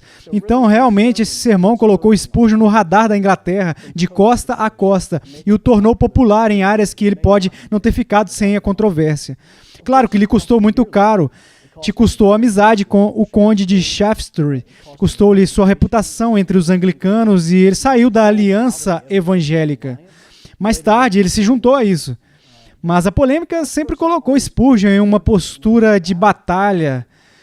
E isso custou um preço tremendo, não apenas dele pessoalmente, mas também profissionalmente. Quando Spurgeon enfrentou seus oponentes, raramente assim era por questões triviais. Por exemplo, na controvérsia sobre a regeneração batismal, a própria verdade do Evangelho estava em jogo. E ainda, acredite ou não, hoje, uma das coisas consideradas mais controversas sobre Charles Spurgeon é o fato dele fumar charutos. Spurgeon adorava fumar charutos. Isso também foi muito controverso na sua própria vida. Spurgeon disse uma vez: eu cultivo as minhas flores, mas eu queimo as minhas ervas daninhas. Então, a reação, é claro, a esse hábito que Spurgeon tinha foi multifacetada. Algumas pessoas apoiaram Spurgeon, algumas pessoas criticaram Spurgeon. Um homem chamado James Clark criticou Spurgeon. Na verdade, ele era amigo de Spurgeon. Também W. Hutchins escreveu uma carta pessoal mordaz para Spurgeon, alegando que este era um hábito sujo em fumar charutos e o levaria a outros pecados terríveis. Então as pessoas tinham opiniões diferentes sobre isso. Em 20 de setembro de 1874, Spurgeon convidou um dos seus amigos de Boston, um homem com o nome de George F. Pentecost, para dizer algumas palavras após o seu próprio sermão na sua igreja. E Spurgeon realmente interrompeu seu sermão para o irmão Pentecost poder dizer: bem, George Pentecost usou esse tempo para protestar contra os males de fumar tabaco. E depois que ele terminou com seu discurso, Spurgeon foi para a plataforma e basicamente disse: não obstante os comentários do irmão Pentecost, não obstante o que disse o irmão Pentecost, eu vou para casa esta noite e vou fumar um charuto para a glória de Deus antes de ir para a cama. Bem, queridos amigos, vocês sabem que alguns homens podem fazer para a glória de Deus o que para outros homens seria pecado. E pretendo fumar um bom charuto para a glória de Deus antes de ir para a cama esta noite. Então ele disse: se alguém pode me mostrar nas Escrituras onde não fumarás está, vou guardar fielmente esse mandamento. Então, Spurgeon, para ele, fumar tabaco não era pecado. Ele não conseguia achar que era proibido nas Escrituras. De acordo com a 1 Coríntios 8,13, ele disse que poderia ser uma pedra de tropeço para outros, e nesse sentido pode ser um pecado. Mas não fumarás nunca esteve nas Escrituras. Então, Spurgeon permitiu que essa questão fosse um teste de liberdade cristã. Não é um teste de companheirismo. A expressão fumar para a glória de Deus apenas tem um som ruim e não o justifico. Mas no sentido em que o empreguei, ainda o mantenho. Nenhum cristão deve fazer nada em que não possa glorificar a Deus. E isso pode ser feito de acordo com as Escrituras, em comer e beber e nas ações comuns da vida. Quando eu encontrar uma dor intensa aliviada, um cérebro cansado acalmado e um sono revigorante e calmo obtido por um charuto, eu me sinto grato a Deus e bendito seja o seu nome. Isso é o que eu quis dizer, e de forma alguma eu usei as palavras sagradas de forma leviana. Eu lamento muito que tenha sido dado destaque para o que me parece uma questão um tanto pequena. E a última coisa nos meus pensamentos teria sido a menção disso no púlpito. Mas eu fui colocado em tal posição que devo, pelo meu silêncio, me confessar culpado de viver em pecado, ou então derrubar meu infeliz eu, as ferozes repreensões dos defensores anti-tabagismo por falarem honestamente. Eu escolhi o último, e embora agora eu seja o alvo para esses irmãos dignos, eu preferiria desfrutar das suas censuras mais severas do que sorrateiramente fazer o que eu não poderia justificar e ganhar imunidade das suas críticas, submetendo-se docilmente a ser acusado de pecado em uma ação que minha consciência permite. Então a questão é como Spurgeon lidou com a controvérsia. Foi muito interessante que na Segunda Guerra Mundial, quando os alemães estavam bombardeando Londres, uma dessas bombas chegou ao cemitério de Norwood e realmente explodiu a Bíblia da lápide de Spurgeon no chão. Há uma imagem que mostra a Bíblia no chão, na frente da lápide de Charles Spurgeon. E esta é uma boa imagem do que os alemães fizeram, não apenas na morte de Spurgeon, mas na sua vida, para a santidade das Escrituras e a vertibilidade das Escrituras. Então eram questões como essas que lançou Spurgeon nessas controvérsias. Spurgeon acreditava que havia alguns problemas na fé cristã, isso deveria ser um teste de comunhão e não um teste para comunhão. E algumas dessas questões que deveriam ser um teste de comunhão, pelo menos para Spurgeon, era a deidade de Cristo, a união hipostática, a integridade da Trindade, a importância do pecado. E vale a pena entrar em polêmica por esse tipo de coisa para Charles Spurgeon. E nessas questões ele não cedeu nem um centímetro. Então Spurgeon se viu em uma longa fila de teólogos e os defensores da fé que remontam a Paulo e Atanásio, e Lutero, Calvino, Knox, os puritanos. Então, para realmente entender a postura de Spurgeon em relação à controvérsia, você tem que entender que ele está participando de uma tradição que era mais velha do que ele, então ele era maior do que ele. Ele costumava se referir à frase Athanasius contra mundo, e de muitas maneiras isso poderia ser dito sobre Spurgeon, Spurgeon contra o mundo. Isso veio definir muitas partes do seu ministério. A controvérsia teve um efeito polêmico na apresentação do Evangelho de Spurgeon. Isso colocou em uma posição de combate. E então ele é forçado a manter a sua integridade. O que ele fez, na minha opinião, se saiu muito bem na controvérsia do downgrade, particularmente entre sua correspondência com Samuel Booth e outros. Mas ele não queria abandonar as suas convicções, ele estava disposto a deixar os seus amigos e a sua reputação, e até mesmo a venda dos seus sermões para manter a sua integridade bíblica. Então, de muitas maneiras, Spurgeon era visto como um homem que estava atrasado. Ele foi visto como um fóssil de uma era anterior, que simplesmente não progrediria no futuro. Mas também deve ser dito que Spurgeon foi visto e deve ser visto como um homem antes do seu tempo. Olha, no auge da controvérsia do downgrade, Spurgeon emite esta profecia. Uma das grandes declarações proféticas de Spurgeon, ele, pelos próximos 50 anos, eu estou bastante disposto a ser comido por cães, mas o futuro mais distante me justificará. Então Spurgeon poderia antecipar um momento quando os evangélicos retornariam a uma postura mais bíblica, uma postura mais teologicamente consistente.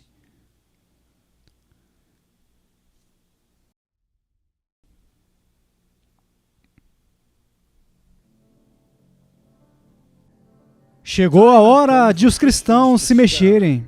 A casa está sendo roubada, suas próprias paredes estão sendo cavadas, mas as pessoas boas que estão na cama gostam do calor. E com muito medo de ter cabeças cortadas e descer e conhecer os ladrões. A inspiração e a especulação não podem permanecer em paz por muito tempo. Compromisso não pode haver nenhum. Não podemos manter a inspiração da palavra e ainda assim rejeitá-la. Não podemos acreditar na expiação e negá-la. Não podemos falar da doutrina da queda e ainda falar da evolução da vida espiritual da natureza humana. De um jeito ou de outro, devemos ir. A decisão é a virtude da hora. Na sua vida, como já vimos, Spurgeon conhecia bem a oposição e mesmo a batalha. Mas não havia nada para comparar com o que conhecemos hoje, como a controvérsia do downgrade.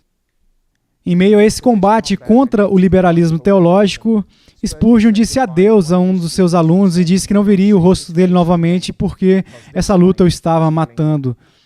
E era mesmo, como diria um dos seus biógrafos, a luta que lhe custou a vida.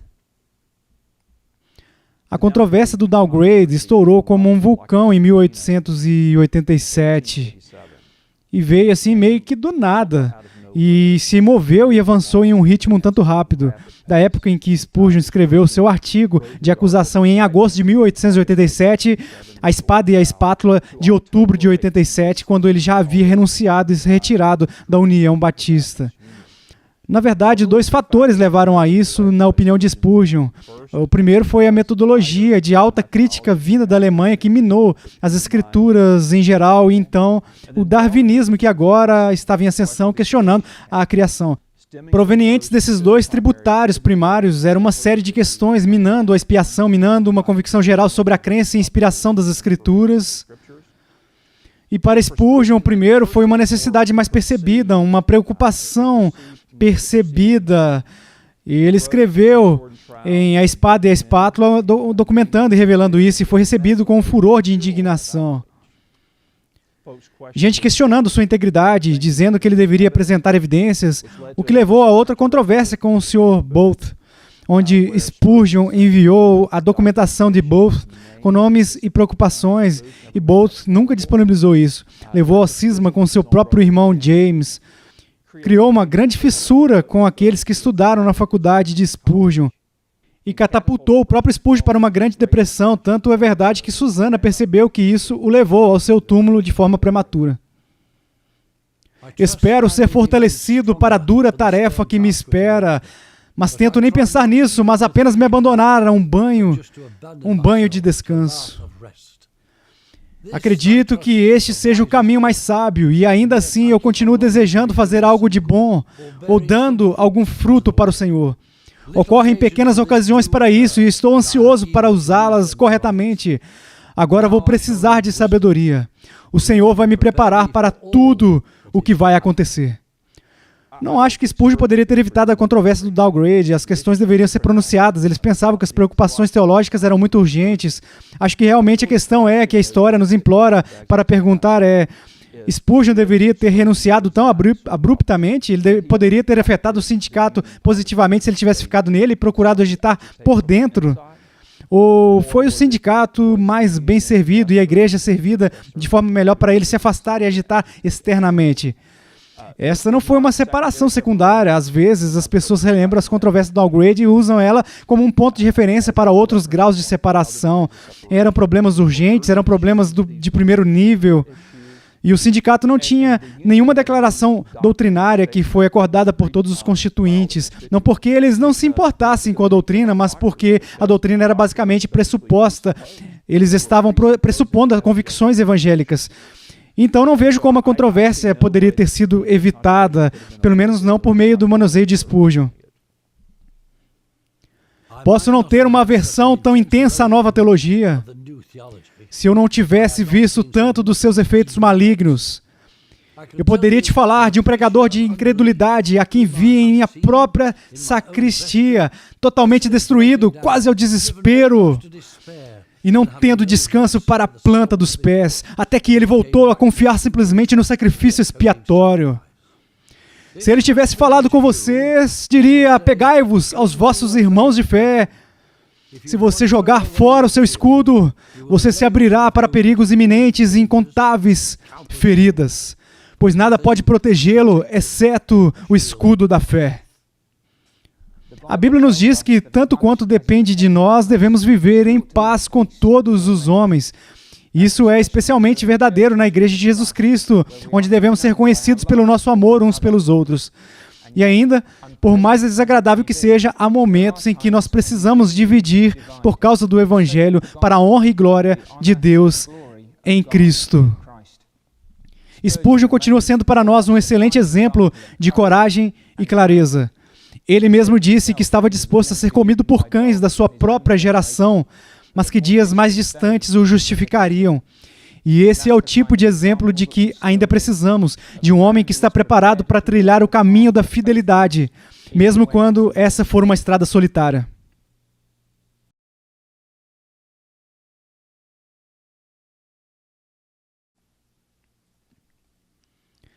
Eu te escolhi na fornalha da aflição. Este tem sido o lema fixado diante dos nossos olhos na parede do nosso quarto. E de muitas maneiras também está escrito no nosso coração. Não é uma coisa ruim ser escolhido por Deus. A escolha de Deus faz homens escolhidos, homens escolhidos. Não somos escolhidos no palácio, mas na fornalha. Na fornalha, a beleza é prejudicada, a moda é destruída, a força se derrete e a glória é consumida. Aqui, o amor eterno revela os seus segredos e declara a sua escolha. Assim foi no nosso caso. Portanto, se hoje a fornalha ele aqueceu 7 vezes mais, nós não teremos medo, pois o glorioso Filho de Deus caminhará conosco entre as brasas ardentes.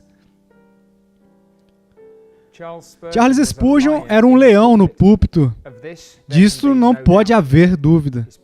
Sua pregação poderosa abalou seus ouvintes até os alicerces das suas almas. E ainda, este homem, tão poderoso no púlpito, fora dele foi assolado por doenças e a depressão. Em outubro de 1858, ele teve o seu primeiro episódio de doença incapacitante desde vir para Londres. Ele esteve ausente do seu púlpito por 3 domingos.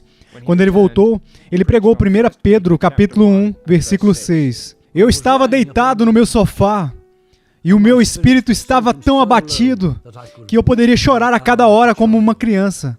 E, no entanto, eu não sabia por que eu chorava, mas até algo banal me faria chorar naquele momento.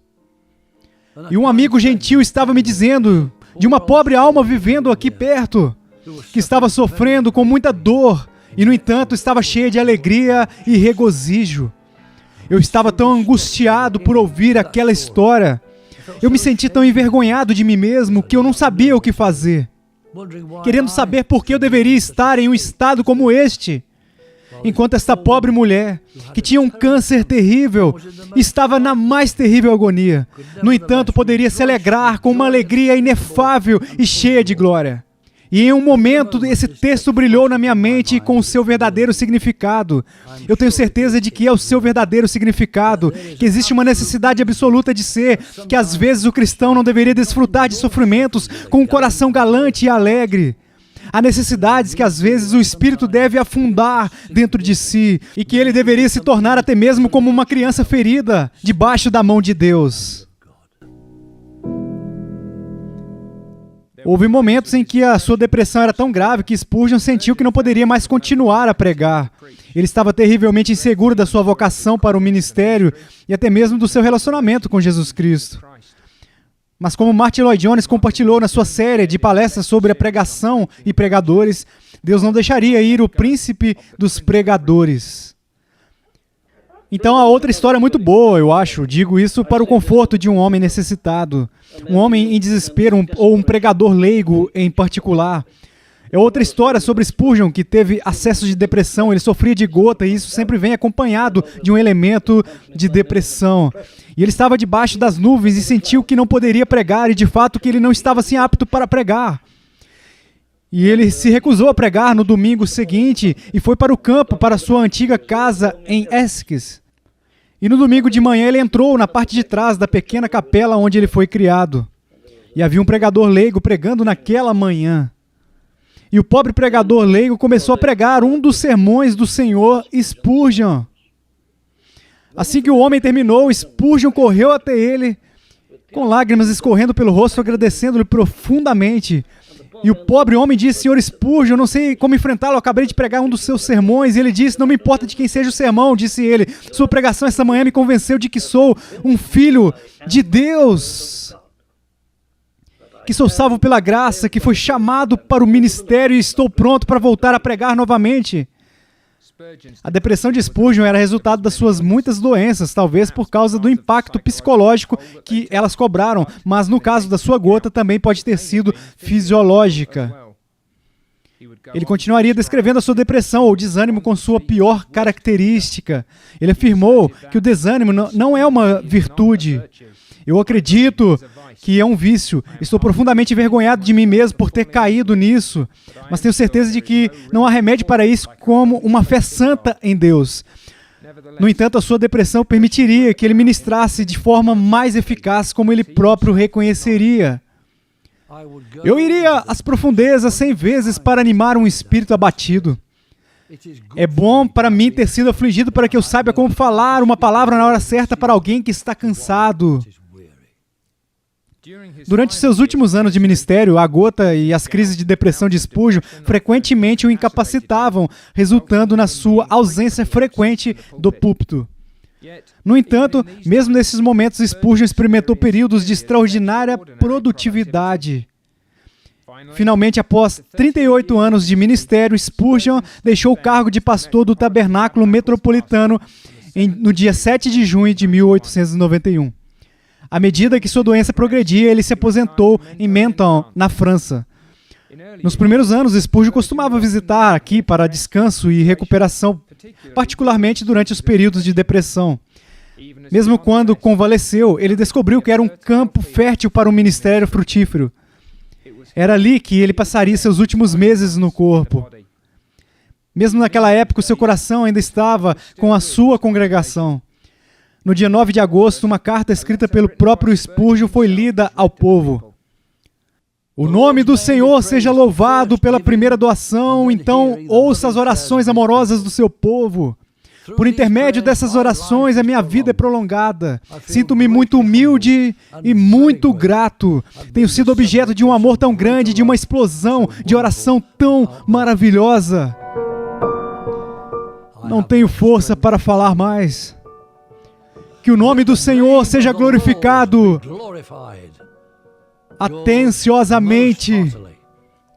Charles Haddon Spurgeon. Spurgeon entrou no descanso do Senhor no dia 31 de janeiro de 1892.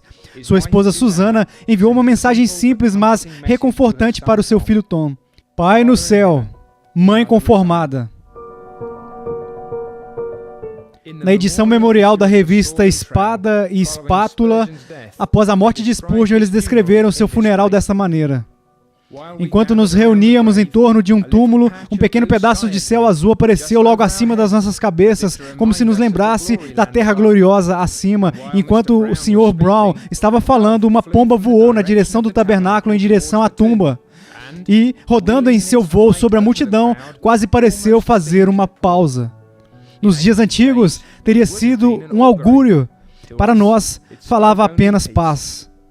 Enquanto o culto continuava, um pequeno tordo comum cantava sua nota o tempo todo em uma lápide vizinha. O peito vermelho fez música apropriada, fabulosa, como era ter seu casaco carmesim. Desde então arrancou um espinho da testa ensanguentada do Salvador. Bem, nós não acreditamos nisso, mas acreditamos no que cantamos no túmulo. A verdade é que o Sr. Spurgeon viveu para pregar e morreu para defender. Caro Cordeiro moribundo, teu precioso sangue nunca perderá o seu poder, até que toda a igreja resgatada de Deus seja salva para não pecar mais. Muitos observaram que todos os serviços memoriais únicos, como eram caracterizados por uma simplicidade e cordialidade, completamente em harmonia com toda a vida do amado pastor. E ainda mais significativo quando o caixão foi baixado para o cofre. Nem mesmo o nome glorificado do pregador estava visível. Era exatamente como ele queria. Não havia nada a ser visto, mas o texto no pé do caixão e a Bíblia aberta. Claro que a Bíblia não foi enterrada, ela não está morta, ele vive e permanece para sempre. E quem sabe se não pode provar mais do que nunca o meio de ressuscitar os mortos, agora que aquele que o amava, mais querido que a sua vida, não pode mais proclamar suas benditas verdades com a voz viva que Deus concede. Embora Spurgeon tenha terminado a sua corrida e agora está na presença do seu grande Deus e Salvador, há um sentido muito real de que o seu ministério ainda não acabou. Como já foi dito por outros do túmulo, ele continua a proclamar o mesmo evangelho que ele proclamou na sua vida aqui na terra. Um evangelho do amor redentor de Deus. Um evangelho de Jesus Cristo, o Cordeiro de Deus que foi morto pelos pecadores. O evangelho que ele proclamou do púlpito é o evangelho que ainda ressoa nas páginas dos seus livros e ecoa na história da sua vida. Quanto desejamos que aqueles que nunca tiveram a oportunidade de ouvi-lo pregar esse evangelho do púlpito possam, por assim dizer, ouvir essas verdades do túmulo e da glória e venham a conhecer o Cristo que Spurgeon proclamou tão fiel e destemidamente.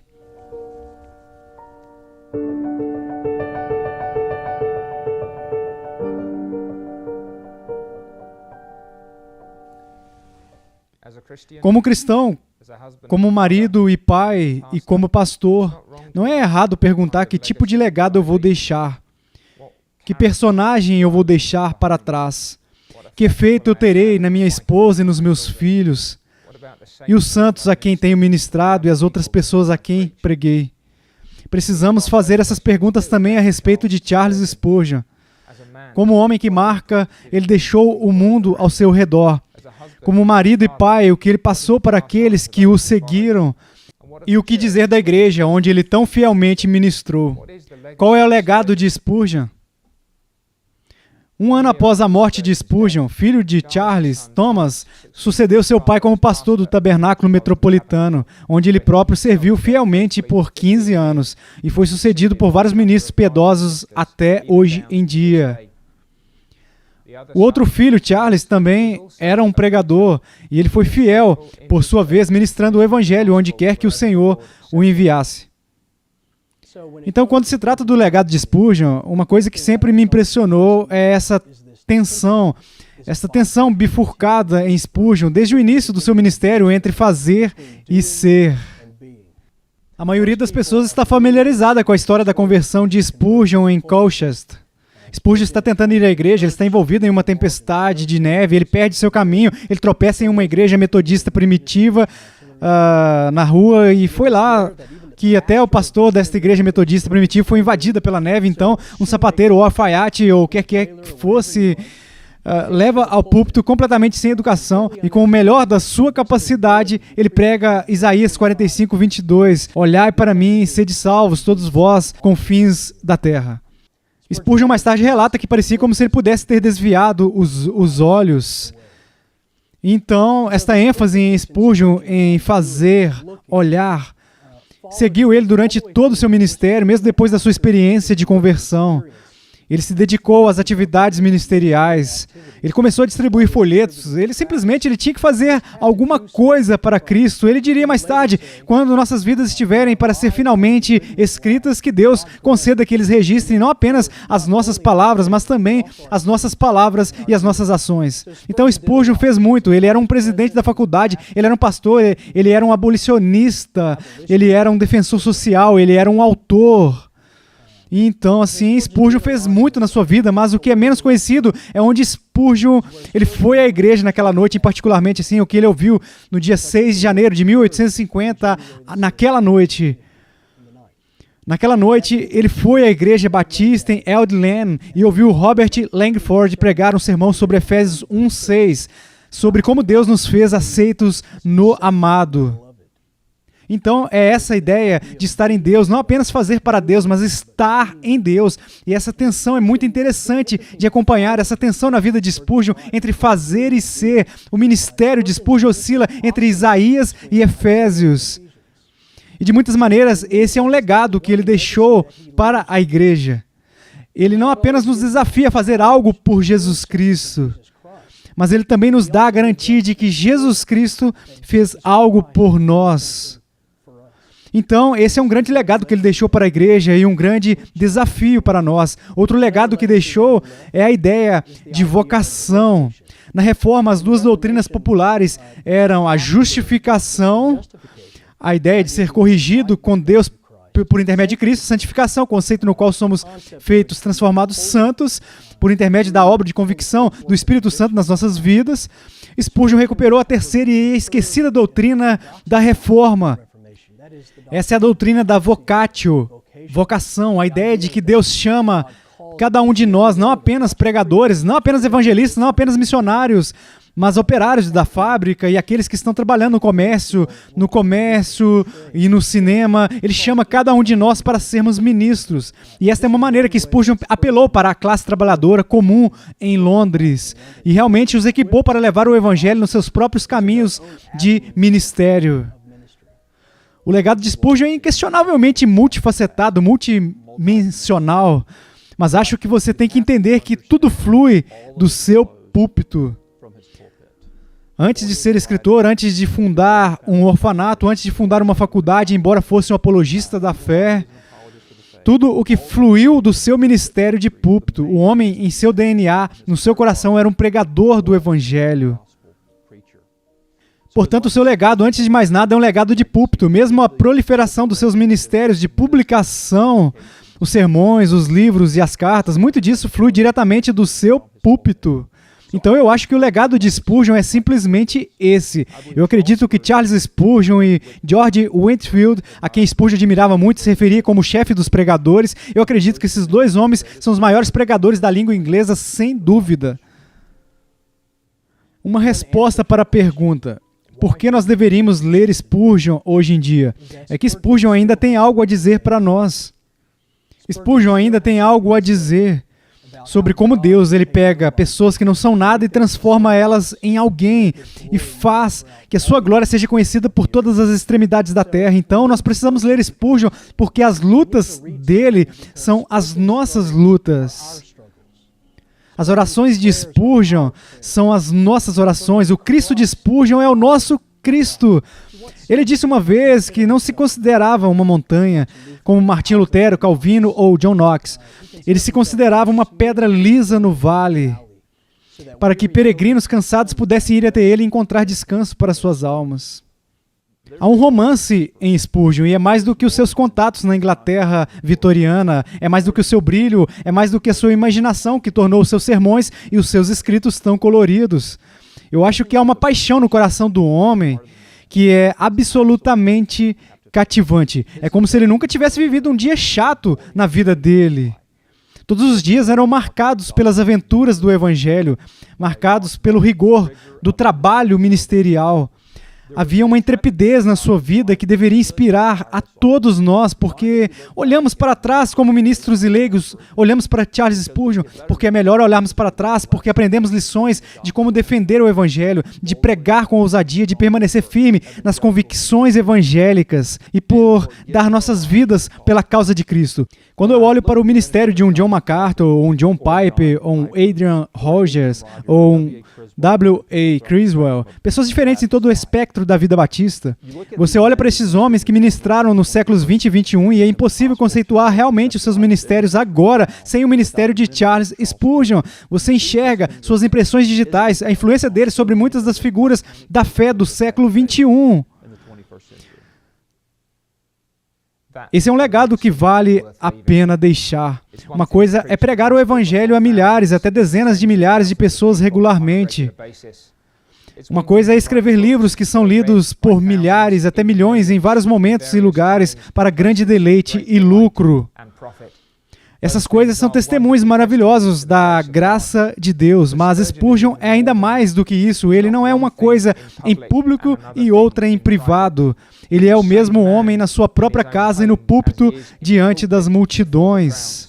O mesmo homem está pregando o mesmo evangelho, servindo ao mesmo Cristo e mostrando o mesmo caráter piedoso, o mesmo zelo pela glória do seu Senhor e Salvador. É esse o legado que nós vamos deixar? O legado de um Cristo como homem ou mulher, fazendo o trabalho que o nosso Salvador nos deu para fazer aqui na terra, até entrarmos na sua presença e adorar, servir e louvar a Ele para todo sempre. Spurgeon disse certa vez: não morrerei, mas viverei para proclamar as obras do Senhor. E nesse caso, o Helmut Tillich reforça essa ideia quando disse: aquele velho arbusto de Londres ainda queima e não dá sinais de ser consumido. E talvez Deus esteja levantando outro Spurgeon que proclamará sua glória no século 21. Talvez seja você. Eu costumava pensar que deveria cantar entre os santos acima tão alto quanto qualquer outro, pois devo muito à graça de Deus.